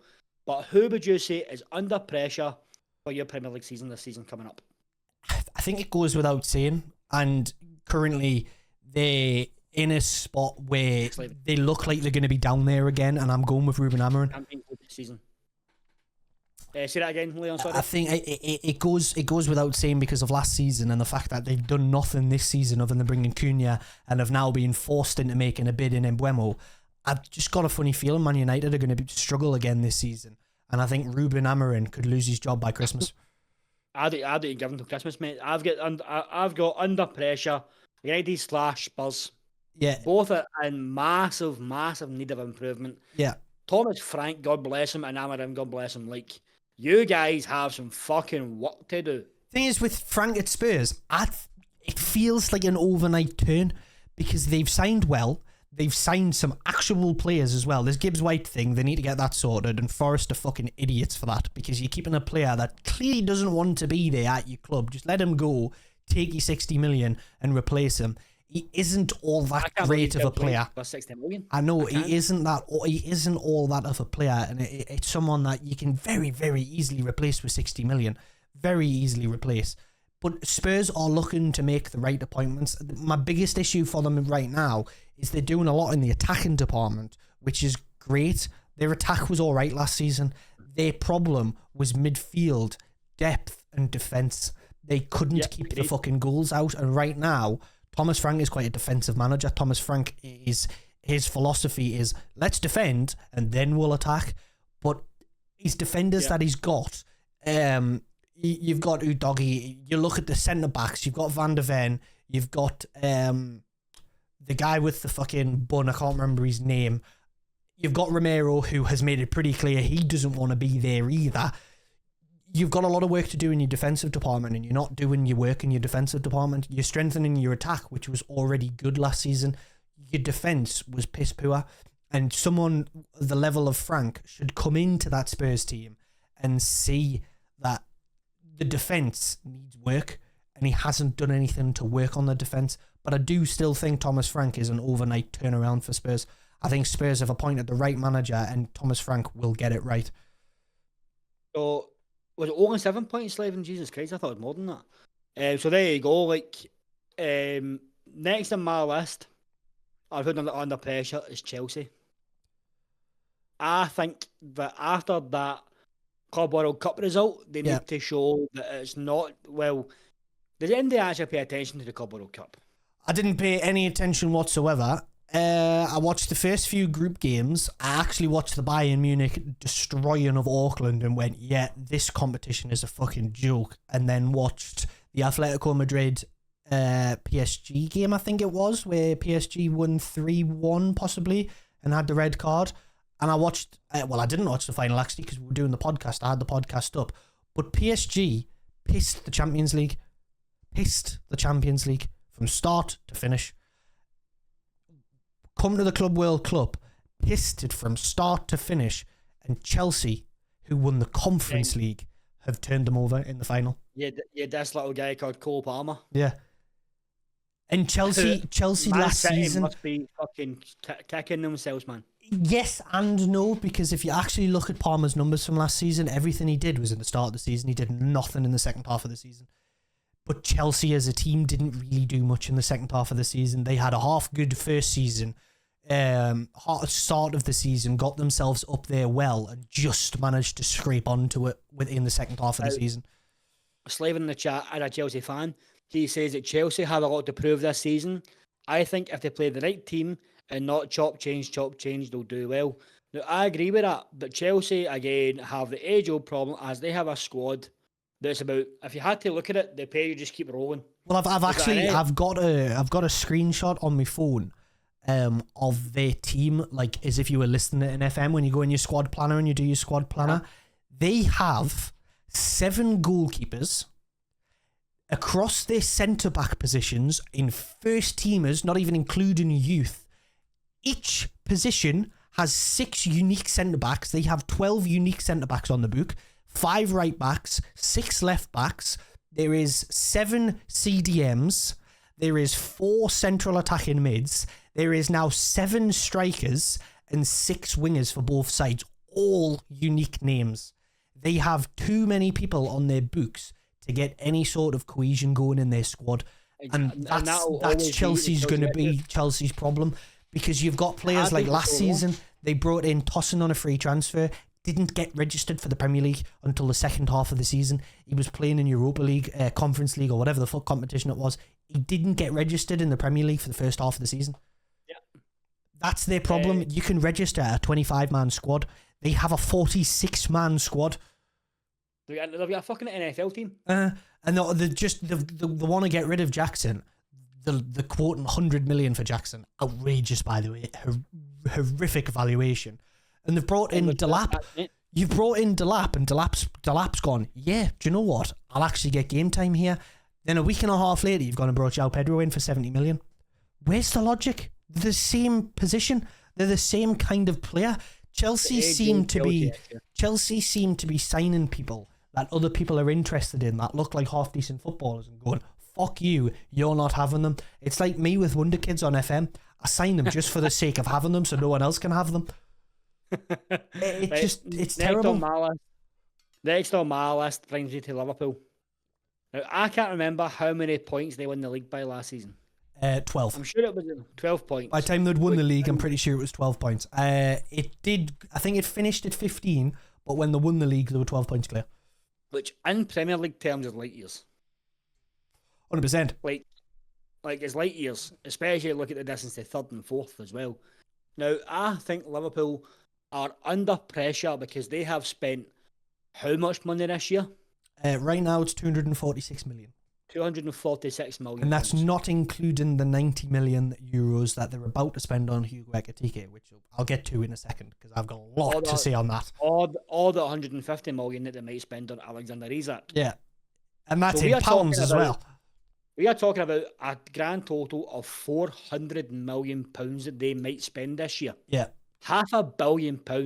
We touched on Man City being sponsored for $1 billion over 10 years. Liverpool have spent half of that in 6 weeks. Yeah. The thing is, I think that and I've said it before, and I'll say it again. They are such a well-run club financially that they can afford to do this. They don't spend. Look at Slot's first season. Did they spend a penny last season? Did they spend 13 million on Chiesa. That was it. And they sold Carvalho for 30 million. They sold someone else for 30 million. They sold someone else for 15 million. They made like 90 million last season and spent 13. They're a very, very well-oiled club. They are. But I do think the fact that they won the Premier League and then decided to go, take my money. Yeah, let's do it again. Again, it's not really Liverpool that's under pressure here. It's more Slot. Yeah, 100%.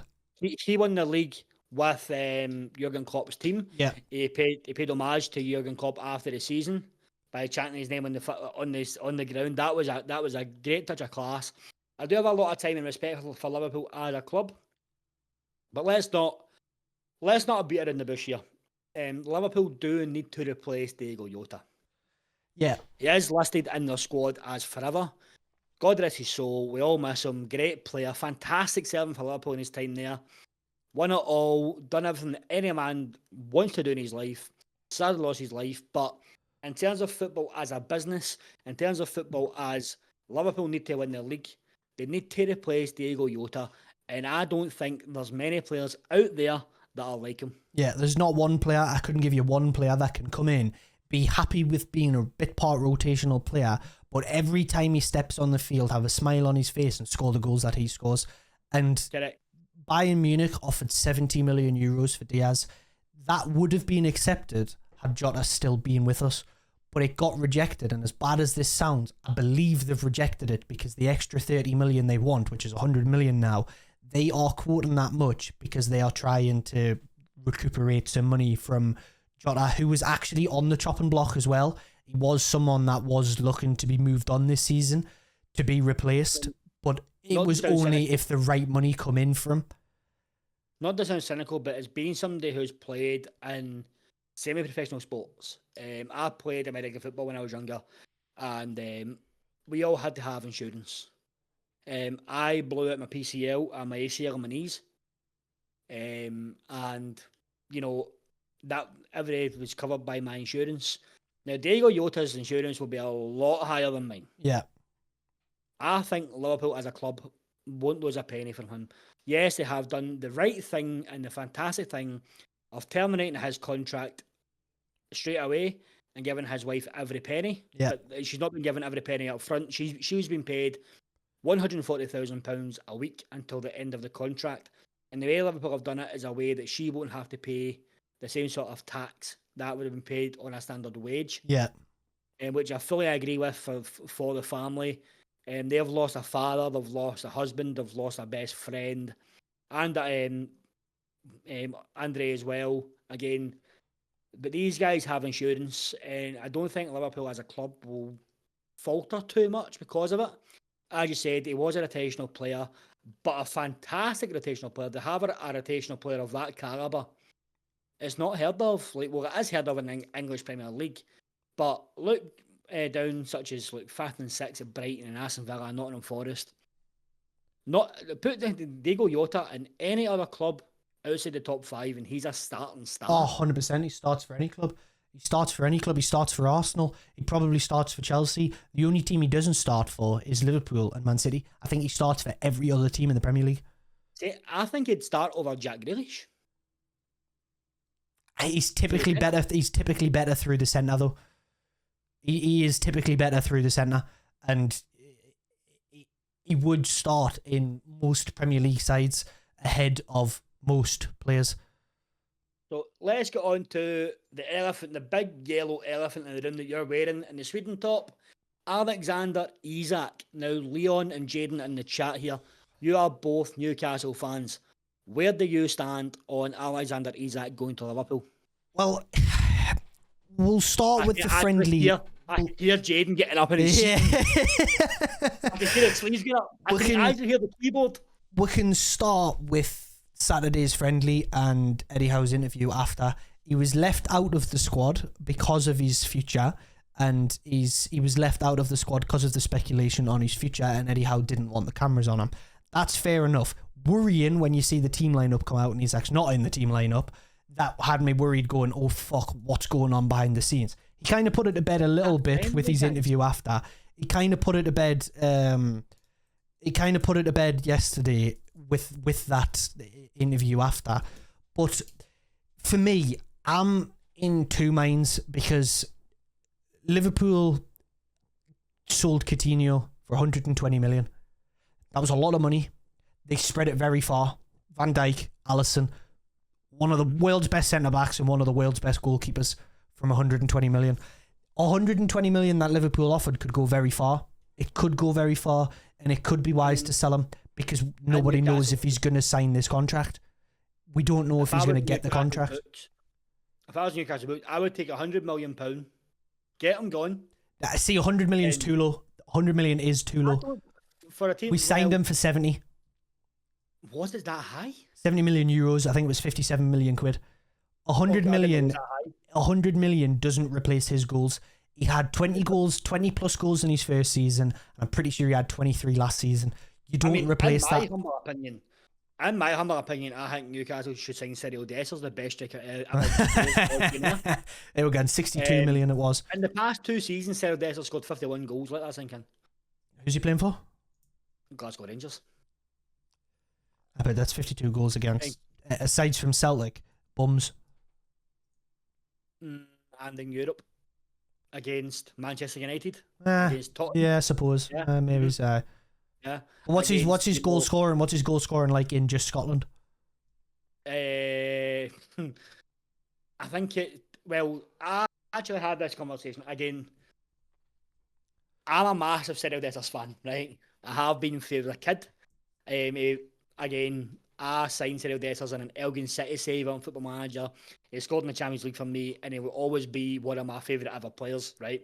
Sounds like John Joe Shelby. It's like you and John Joe Shelby, it is. But he was a Newcastle player, you know what I mean? He's never been an Accies player for me. Yeah. This is purely a Football Manager love affair. But I said he's got a lot of stick at Rangers because he's very inconsistent. And in an interview, he turned around and said, if I scored every chance I had, I wouldn't be playing for fucking Rangers. Which is 100% true. If he connected every chance, he just scored 100 goals last season. Yeah. He gets into positions.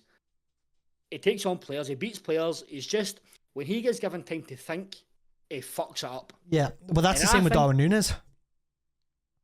Exactly. Exactly the same player. Except Cyril Dessers can actually score a goal. Yeah. And it's ironically, it's the same as Hugo Ekitike. He is slaving. He gets so much stick at Rangers, but he's so crucial. It's not just that. He also had. Sorry. Celtic fans, if there's any in the chat, can even feel free to speak here. Dyson Maida was one of Celtic's best players last season, and he was given all the graces. As a striker, he had less than 16 goals, and he had 9 assists. Cyril Dessers had 21 goals last season and 13 assists from striker. But Rangers fans just slag on week in, week out because he misses sitters left, right and centre. Yeah. But if he had the correct coaching, don't be wrong, he is 30. He is 30. 31 maybe. But maybe too far gone to coach that into him. But that's what I've got to say, Slaven. If you leave Cyril Dessers up to sheer instinct, if you throw 100 balls at him at 50 mile an hour, about 95 are going to the back of the net. If you roll them, then about 5 are going to the back of the net. If you give him, he just needs to think. And I think he could end up at a mid-table Premier League team if he was given the chance, but nobody gives him the chance. Which leads me on to the next part of this is the Rangers, the Scottish Premier League Leon. Are we skipping past the rest of the Isaac conversation and the relegation fight? I want to talk about the relegation fight. Sorry, I've got my notes written down in a different way here. Right. I've got those under pressure then, so I've got it predictions pressure, and then I've got the talking points at the bottom. Sorry, I do apologise. Right. Well, I'll finish. I'll quickly breeze past the Isaac thing because I could genuinely talk about it for hours. I think this season it would be just stupid to sell him. We're back in the Champions League. We want to make a good account of ourselves. He's got 3 years left on his deal. 3 years left. I think he goes at the end of the season. And we wanted to give him a contract. Now, I don't know if you know the situation of his contract. He was actually promised a contract at the end of last season before Dan Ashworth fucked off and Paul Mitchell was brought in to be the director of football. Paul Mitchell came into the club and went, "No, fuck that. He doesn't need a better contract. He's fair play. He's fair paid for what he does for the club." He then goes and gives out another 25+ goal season. Paul Mitchell's fucked off because Darren Eales is fucked off because Darren Eales isn't well, bless him.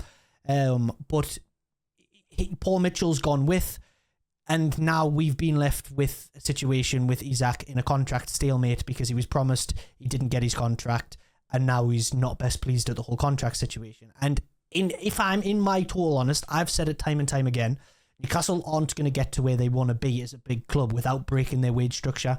Isaac is somebody you absolutely break your wage structure for. You throw every penny you've got at him. You give every penny you can to him to avoid losing him. You want to wrap him up at some point this season on a new 5-year deal. Put all the speculation to bed. If he wanted to move, he would have handed a transfer request in, and that's my honest opinion on it. And if he signs a contract this season, if we do well enough, which is I think is why we've brought in Alanga, we're looking at Scalvini, we've fucked around with Trafford for too long. We're trying to improve the squad with the right players. You are? Trafford is in the keeper. Yeah, James Trafford is in the keeper. We've had a contract. We've had a contract in place with him. He's going to Man City. We've had a contract in place with him for the last 2 seasons now. 2 seasons. And now Man City have activated their buyback clause and he's gone. He's going to Man City. We've lost that opportunity because we fucked around for too long. We should have just pulled the plug, got it done. You've got England's future number 1 secured, done and dusted. But Man City are going for him because they're losing Edison. And he's going to be playing for... Yeah, Edison looks like he's off on his way out. So it's one of those... We fucked around for too long with the signing when we should have just pulled the plug and got it done. And that's been the problem time and time again for Newcastle. We're trying to navigate a market which is inflated. Prices are 50, 60 million. We're trying to penny pinch $1 million or $2 million here and there. Just fucking get the deals done. If you're interested in a player and you want them desperately, just get the deal done. Otherwise, we are going to hit a stalemate. If we want to be a big boy club like they keep talking about, they have to just get it done. Yeah. They have to just do it. And they're not going to make the progress they want to make off the pitch and on the pitch if they don't start pulling their fingers out. To make the progress they want to make off the pitch and bring sponsors in, you need big players. Right now, you've got Isaac, Bruno, Tonali, and Gordon. That's your 4 big players. There's not enough huge players at the club to bring in more and more sponsors. They're trying, but they're just not making the progress they want to make. And if you lose Isaac, everything you've done for the last 4 or 5 seasons is out the window. It's gone. All the progress you've made as a club to get to the Champions League. They've won a trophy. They've been in the Champions League for 2 seasons out of Eddie Howe's 4.5 seasons here. He's going into his 5th season, I'm pretty sure. That's impressive for a team that looked dead set relegated when Eddie Howe come in. He's done so much. Yeah. He's turned players that under Steve Bruce were dog shit and made them good. Eddie Howe, in my opinion, has always been a project manager. You can't expect Eddie Howe to come in and work wonders in 1 season. Yeah. Eddie Howe always has needed 4 or 5 teams to start his project, to bring his contract to fruition. And now we're starting to see this. But Eddie Howe isn't a sign right now kind of gaffer. Eddie Howe is, here we go in 2 seasons, I'll bring him in for cheaper. Yeah.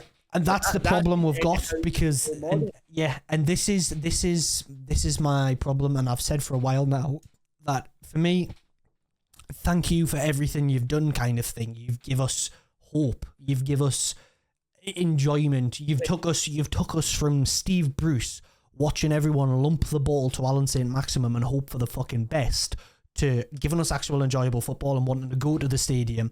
And every time we go to the stadium, not going, well, I don't know why I'm going because we're just going to watch a loss. Now we're going and we're expecting to beat. We're not expecting. We're going with the attitude of we can beat these here. We can give these a game. We can actually play football and give these a game. Whereas 4 years ago, that wasn't possible. You'd go to the game and think, this is just going to be a long day. I'm ruining me Saturday. I'm ruining me Sunday. But I feel that Eddie Howe for me is get us towards where we want to be. I don't think he's the be all end all, and I've said it for a few years. I don't think he can win the best of the best trophies. I don't think he's got it in his locker to win the Premier League. Prove us wrong, do it. Fair play. But I don't think he's got the Premier League in his locker. I don't think he has the Champions League in his locker. We need, for that, someone to come in and take over the base of what Eddie Howe's done.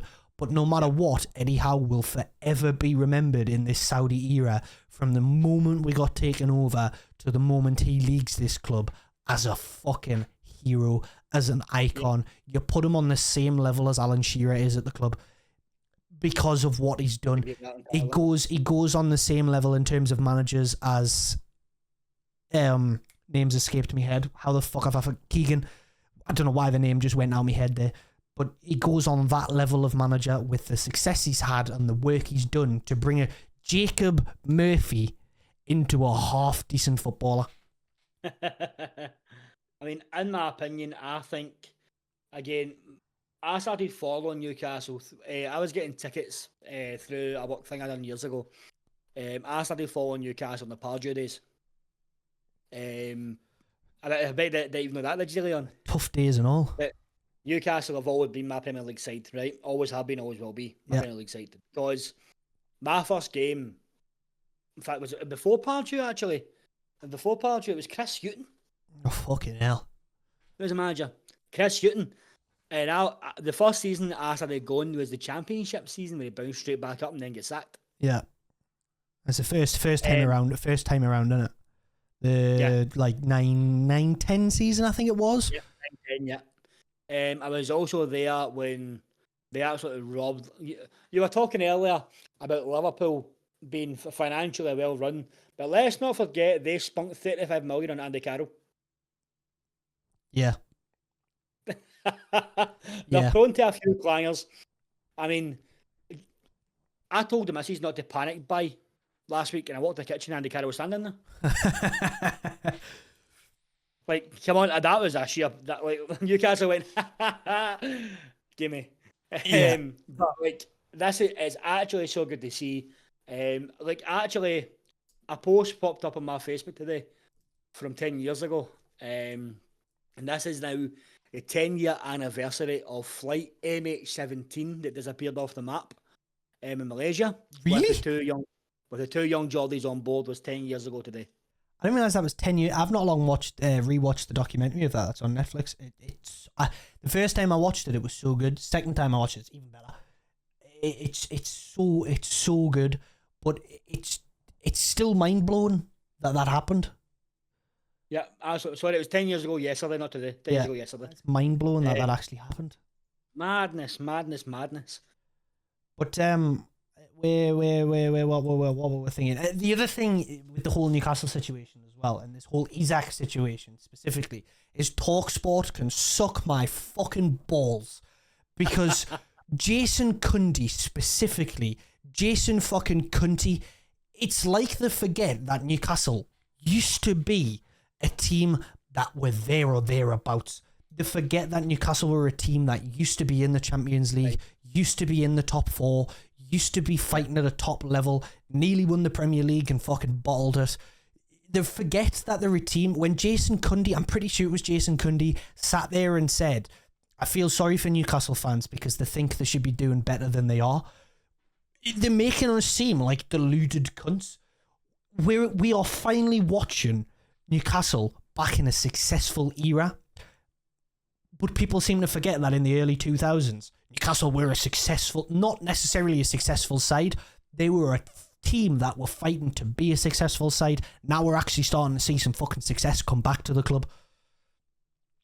Before you go off on another tangent and wind up on a 16-hour podcast, yes, let's move on to Newcastle. Okay.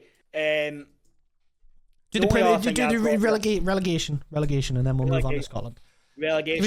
Give us your relegation 3. I didn't even look at this, to be honest with you. I'm going to quickly bring up last season's table. That's fine then. Well, sorry, it was. In fact, I'm going to cop out here. I'm going to cop out and say the 3 teams that come up because it's too hard to league. Fair enough. My 3, as of right now, and one of them you're going to say, Sunderland, Burnley, Man United.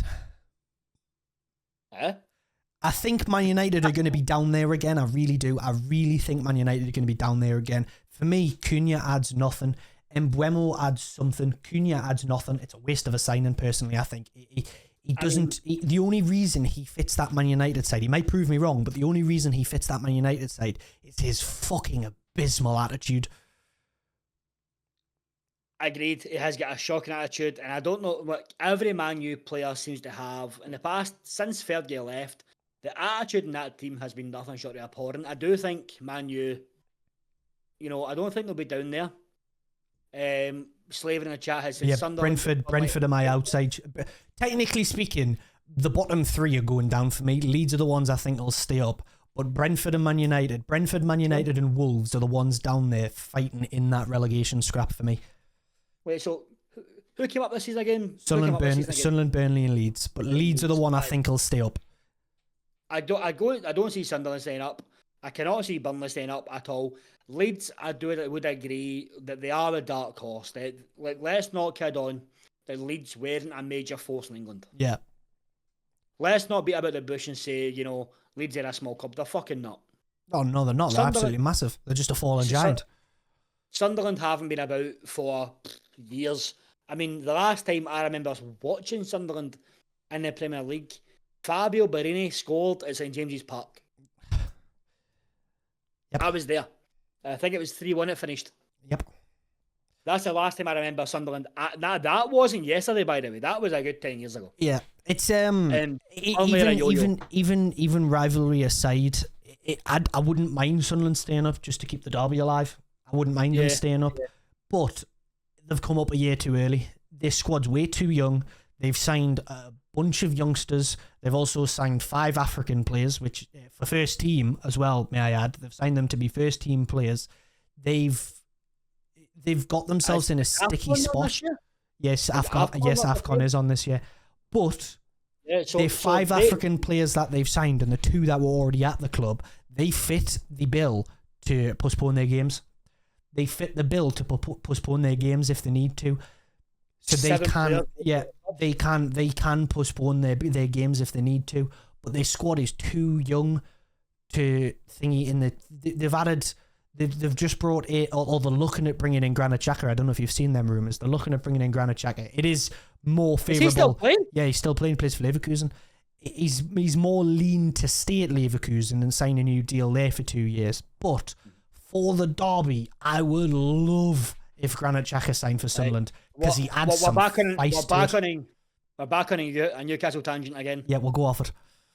We'll go off of it. Slaven in the chat has said that Leeds have the consortium money from the Niners. God bless them. Love them guys, but they will stay up. Half their squad is Prem ready. Now, Slaven, I would agree with that, but you're talking about a 38-game season. I don't think Leeds have the depth, and they don't have the FFP muscle to compete. Actually, the FFP muscle, they went down. They sold Rafinha for 60 million. They sold somebody else. I can't remember who it was, but they sold somebody else. Does that not count over the face of the 3? Rafi was a few seasons ago. Last season, Archie Gray went for 60 million. Leeds made nearly 130 or 140 million in incomings last season when they went down.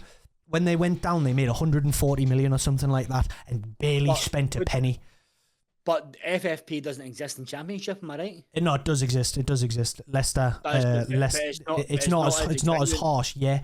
But their player sales were sold before they officially handed their papers to become an EFL club again. So their FFP in terms of Premier League is safe. They have money to spend. They absolutely have money to spend. They just have to spend it right. Like you were saying about Newcastle, as though it is a very inflated market. Oh yeah, 100%. So we'll go with 120 million to be a nice round number.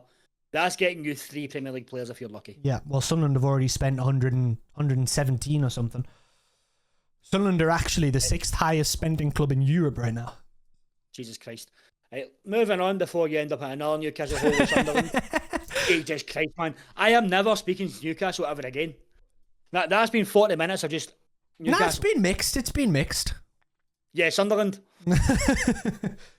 So, SPL predictions. Who's your top 3 in the Scottish Premier League? Celtic, Rangers, and Aberdeen. Mine's is pretty much the same. I have Rangers in first, Celtic in second, Aberdeen in third. Yeah, and I think fourth will be one of either Hearts or, if they can get it right, Dundee. United, not FC. Okay. Because Dundee are looking at relegation favourites. But again, last season Dundee had a clean sweep of United in the league. But this goes on to my next segment of who's under pressure in the Premier League in the SPL. The reason Hibs are an enigma, Jaden. Hibs not on a run last season, but before and after that run they were abysmal. Hearts, I will say, one of my good mates plays with Hearts. He actually was in nets the other night when they beat us 4-0. So Hearts again have got potential. They need Lawrence Shankland to be firing all cylinders this season. He didn't do it last season because he had the eyes on the door at Rangers. He was out of contract. Russell Martin didn't offer him a contract at Rangers, as far as I'm aware, and he signed for Hearts. Now, if he continues to be on top form, I can see Hearts sneaking third. But it is, to me, again, Aberdeen. I think Jimmy Thielen has brought a fantastic set again. But we go again to the enigma of Jimmy Thielen's team, where they were amazing at the start of the season. Amazing. Blowing teams out the water, sitting second in the league, and then just went. And then again, found form at the end of the season. You can't do that if you want to be a competitive side. In my opinion, I've put Rangers first, Celtic second because of who I think's under pressure in the SPL next season. I think Rangers are strengthening the first 11, whereas Celtic have sold and are strengthening outside the 11. They've signed a few youngsters, signed that guy for Fulham. They've signed a couple of young kids. They haven't actually replaced the players they've lost, and they haven't strengthened the team in first 11. I mean, I was speaking to a boy I work with, Michael, about this the other day, and he says, I genuinely can't see us win the league. And he's the biggest Celtic fan I've ever met in my fucking life. I do think Rangers signing players such as that boy from Southampton that played with Martin. They sent him a Joe something. Slavin, what's his second name? Joe. Rothwell. Rothwell, that's the one. Yeah. I think Joe Rothwell is a sign of intent for Russell Martin. I think Rothwell is a fantastic footballer. I say that again when Rico Rascan signed for Rangers and Dio Mande signed for Rangers. I think they have the best midfield in the league. Celtic have your Callum McGregors, you have he's getting older. Yes, they signed Kieran Tierney as well at left back, but Kieran Tierney's legs are made out of flakes. He's made of fucking glass. He's made out of flakes, and again, there is still plastic parks in Scotland. This is the last season of them. Is there really still Astro in Scotland? Yeah. Mm-hmm. I thought they'd already done away with that. No, they were given a 2-year grace period. That's insane. For your smaller teams to get the money together. Like, English Premier League fans don't have a clue about the disparity of funds between England and Scotland. See, Celtic, I'm looking through Rangers signings here, and they have actually made some decent signings here. Yeah, so terrific signings. Again, I don't know how many of them will get in the first team. They're strengthened the positions they need to strengthen. I hope they don't sell Cyril Dessers, because how many strikers do you know that scores 51 goals in the 60... What's 38 times 2? 76 games. 51 goals in 76 games. And if they've brought in Oscar Cortez to actually play games for them as well. So Oscar Cortez was signed on loan with option to buy. So essentially, Jaden, don't even use your piss, mate. You literally watched Celtic dismantle your team on Saturday, and Rangers dismantled Celtic every game last season. I do think that they need to keep Dessers. I think Russell Martin needs to hit the ground running with his style of football. His style of football is more tailored to Scotland. So Slavin's here put inside, and I've signed Rothwell, Max Aarons, who, in my opinion, I think has been signed for left back with Red Van Yilmaz looking at the exit door. Theo Asgard. Theo Asgard's a good signing. It's fucking incredible signing. So that's a really good signing. I don't know much about the Giga. Emmanuel Fernandez, brilliant signing. Lyle Cameron, again, I think that's the same way as Chelsea is, he's a pretty good player. Celtic want him. Nah, we'll sign you first, mate. Rangers and Celtic pry on the fact that these kids grew up watching Rangers and Celtic. Do you know what I mean? He's out of contract. Rangers offer him double his money. He goes, I'll go there. And he'll never see the fucking park. We see it again with Jake Hasty. We see it with that kid from Kilmarnock. We see it with Greg Docherty. Like, Rangers and Celtic have just killed players' careers because they want to play for the team that they support. David Turnbull, Greg Taylor and Liam Scales both turned out fantastic players. But how often does that happen, and the amount of free transfers you see go to them? Third position, again, I think it's much of a muchness between Aberdeen, Hibs and Hearts. I think it all depends who keeps the least injuries in their squad. I think relegation battle this season. Do you want to go first? For the Scottish League, sorry, I'm just looking at Hibs' transfers because I'm trying to figure out.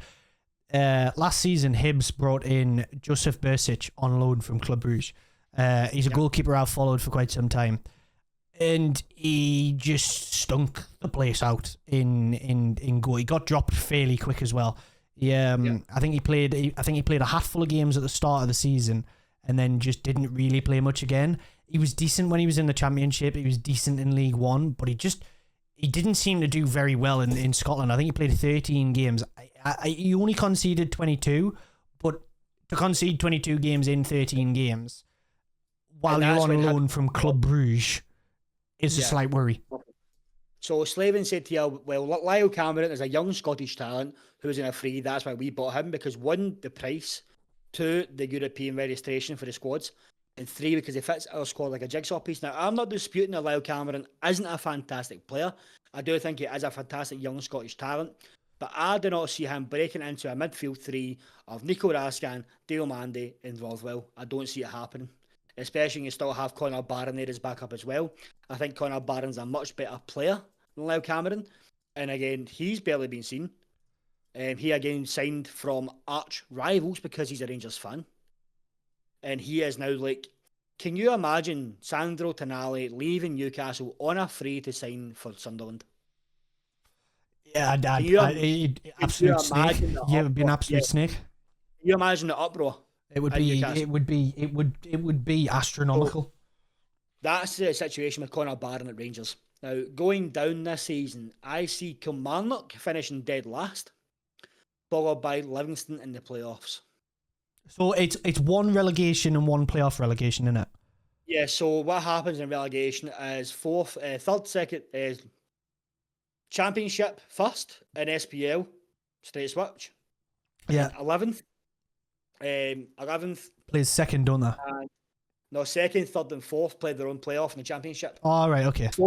Fourth plays third, winner plays second, winner plays first, all 2-leg games. Right, okay. Well, I don't know a great deal. However, I do know the shit teams in Scotland. And my bottom two for Scotland it have to be Dundee FC and either Kilmarnock or Livingston. I think that's my bottom three. But Dundee I think sacked their manager and brought in Stephen Presley this season. Stephen Presley had a shit tenure at Hearts. He was a mediocre player, and they've just signed badly. And although, don't get me wrong, Dundee have won the Scottish Kit Wars, in my opinion. They have a beautiful kit. A rivalry aside hold from on, I need to have a look at the kit. Yeah, you need to have a look at the kit. Gotta have a look at the kit. Yeah. 25-26 revealed kits. Not a huge lover of their home kit, but their away kit with the white with the crown on the front and the stripes to it. Actually, do you know what, the home kit's very reminiscent of PSG though. But the away kit is a beauty. It looks very old school. That Dundee kit is one of the original kits from back in the day as well. Yeah, it's a nice. It is a nice kit. Now, Slavin said he's definitely not. He's a quality rotational player. Now, again, Slavin, I'm not disputing he's a great rotational player. I just don't think he's a starter. And I think Rangers need to improve their starting lineup before they think about rotation. Do you know, I've not seen Rangers kits this season. What's Rangers kits up there this season? The home kits, it's nice. The away kit, I can't remember it anymore. What is the away kit's like? The Rangers away kit's the exact same as one for years ago. It's white with a red and blue stripe. Ah, yes, I have that kit. The third kit is a screamer, I will say. It's like grey half quarter and then black bottom quarter. It's an absolute beauty. Slavin, I will agree, it's one of the nicest kits I've seen Rangers by a while. It's just an absolute bog standard Umbro masterclass. Trying to find it, but I'm really struggling. Umbro make nice kits like they always do. I think in terms of kit manufacturing, I don't want to get too far in the kit debate again, but in terms of kit manufacturing, Umbro and Hummel are the two best ones. If Newcastle were ever to have their kits manufactured by Hummel, I would fall in love. The B&M kit was because of Dutch things, Jaden. Home kit's bog standard. The home kit is just Rangers, royal blue, white collar, old standard. School. The white kit's a rehash of a kit for years ago. Again, it was a classic kit back then. I liked it back then, like it now. But go look at Celtic's third kit while you're there. See, do you know what, that Rangers kit is? It's just this is the first year where I'm going to look at Rangers kits and think, I'm just underwhelmed. I'm underwhelmed. I don't really want to look at Celtics kits. Again, it's just a bog standard Umbro masterclass. Like Yeah. they're just bum, job done. There's no, there's just, nice, okay, nice. They've not had a howler. They've not had, you know what I mean? Right, the home kit is just typical Celtic home. Actually, look at it with the tartan hoops. Oh, I didn't actually see the tartan in it. Yeah, tartan hoops. They've added a bit of difference to it though. It kind of helps it out. Last year it was snake print. Interesting. Let's look at the away kit. That away kit is rotten. The lime green and black. What's the point? Oh, wait for it.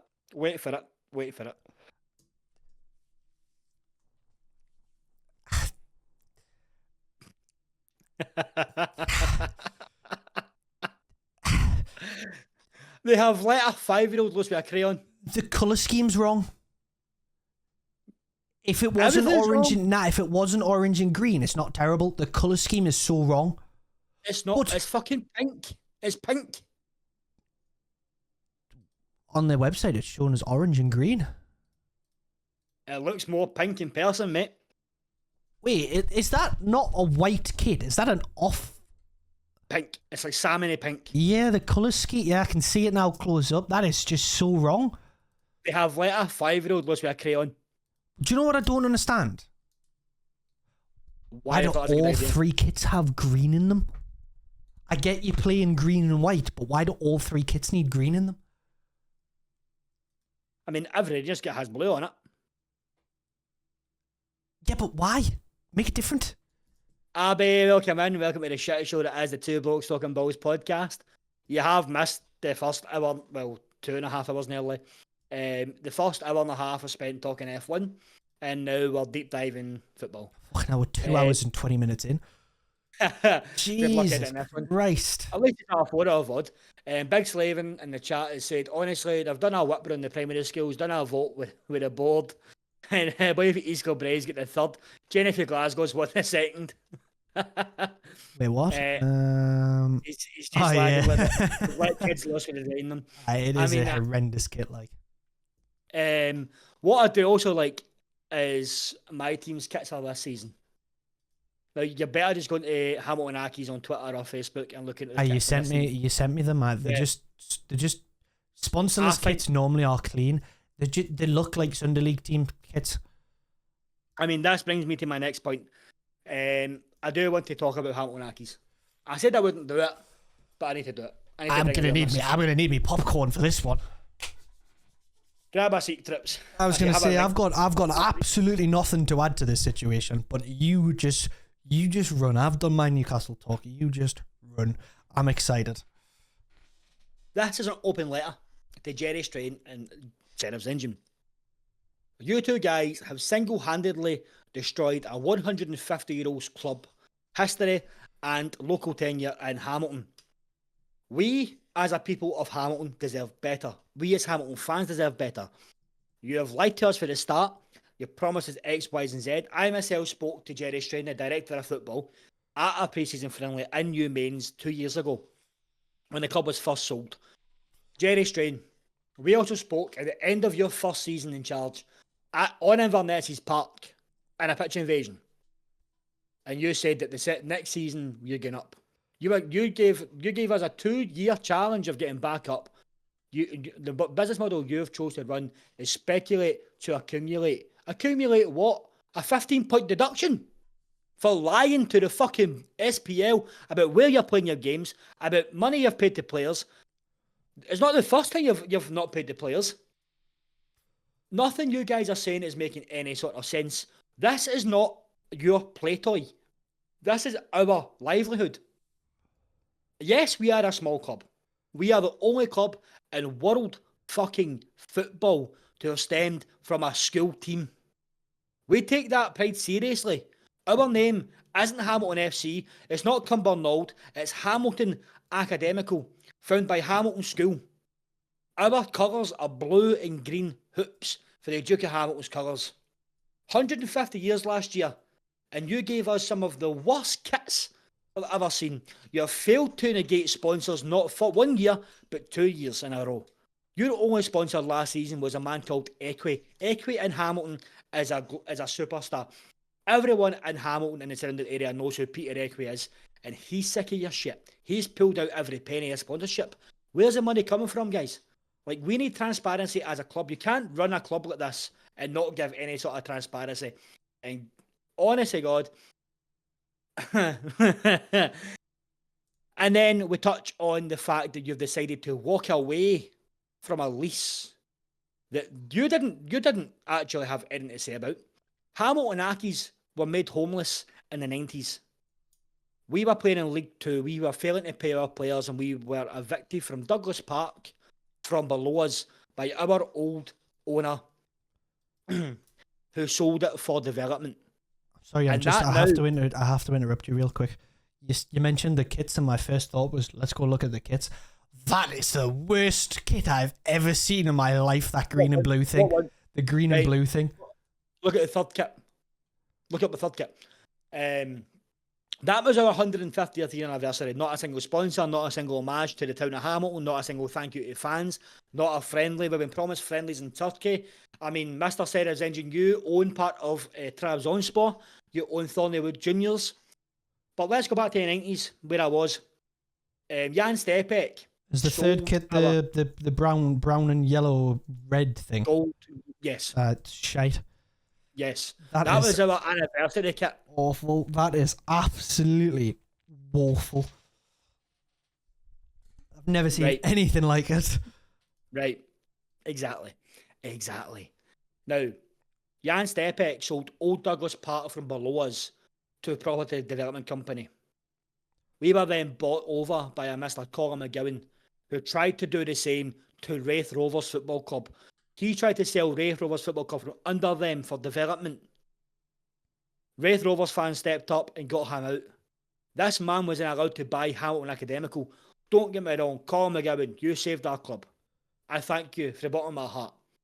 You got our club from League Two to Premier League. We were top 11 years ago.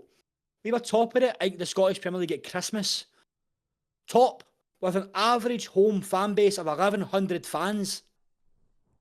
Now fast forward 10 years. Once again, you've chosen to sell the club to one of your friends instead of Engine. That's the guy that you touted to buy Airdrie. Then all of a sudden, £900,000 of his money went missing. And now you sold the club, but you have taken control of our stadium. That stadium, Mr. McGowan, was given to the people of Hamilton. Now, I'm not an expert, but I do not know how you get a hold of that stadium. What I do know is Hamilton belong in Hamilton. We are not Cumbernauld Academical. We are not Cumbernauld Colts. And now I do have a think in my head that Seraf's Engine and Jerry Strain are trying to get rid of the Hull Hamilton identity to have their own club and rename the club with the basis of what Hamilton has. Colin McGowan was ousted from our club we invaded the board of directors box during a match in the playoffs to get him out of our club. He then sold us for £1. That's what he bought us for. Bought us for £1. But why was no due diligence done? In 2025, there's no sort of checks for an owner to take over a football club. The reason Jerry Strain and the board of directors is in that club is he gave £10,000 in sponsorship money to join the board of directors. This guy is a habitual liar. On his LinkedIn, he was posting that he played for Swindon Town. Swindon fans don't have a clue who he is. He had trouble with the fans, pretended he had a fake account, was pretending to be hacked and stuff like that. He's poison to the club. Now, on a personal level, Jerry, we spoke a few times. I do hope you see this, Jerry. I do hope you see this. On a personal level, Jerry, I have no issues with you. We spoke in my place of work. You have my mobile number. You're a great guy to speak to. You're a great guy, but you're ruining my club, Jerry. I can't sit by and let it happen. Now, once again, South Lanarkshire Council, Labour MP Gavin Keat has got involved and has been given interviews and stuff like that. And the council are now interested again. And once again, well, back in 2001, the council bought land in Hamilton to bring us back. We were sharing a stadium in in Partick in Glasgow. Now, again, we are ground sharing with Cumbernauld, Colts, Rangers B, etc., etc. Why Cumbernauld? Cumbernauld is in Stirling. Stirling. Why not, K Park? Why not just, actually buy the stadium like you promised? I said I'd touch on it, and I'm going to end up in a mad tangent, but I do want to I will finish it up here before I do end up going mental. But let me just say this loud and clear. Hamilton Academical belong in Hamilton, not Cumbernauld, not Stirling, not Falkirk, not anywhere else. We belong in New Douglas Park. Built for Hamilton. Built by Hamilton. Not for your personal gain, Colin. And that's all I'll say that before I end up going mental again. Well, I think with that absolute pure passion, that's probably a perfect place to end off. We've been talking shit as we usually do for 2 hours and 26 fucking minutes. It's 1:45 and I am tired. So fellas, I appreciate you chilling as always. As always, you'll be able to catch this all back if you missed any part of it on YouTube. Before you end up, I will need to say this podcast has been brought to you by Minkinet Mental Health, a mental service operating out of Merseyside. If you need any information on our links, they are available in myself or Leah's Discord. They're also in the description down below as well. They are always underneath. In the description down below. Guys, this is again a personal subject. If you're suffering mentally, do not bottle it up. Seek professional help. Talk to friends. Talk to family. Don't bottle it up. Minkinet Mental Health. Get involved, guys. Yeah, like I was saying, it's a pleasure to bring it to you as always. But boys, we're gonna love yous and leave yous. Much love, peace, good night.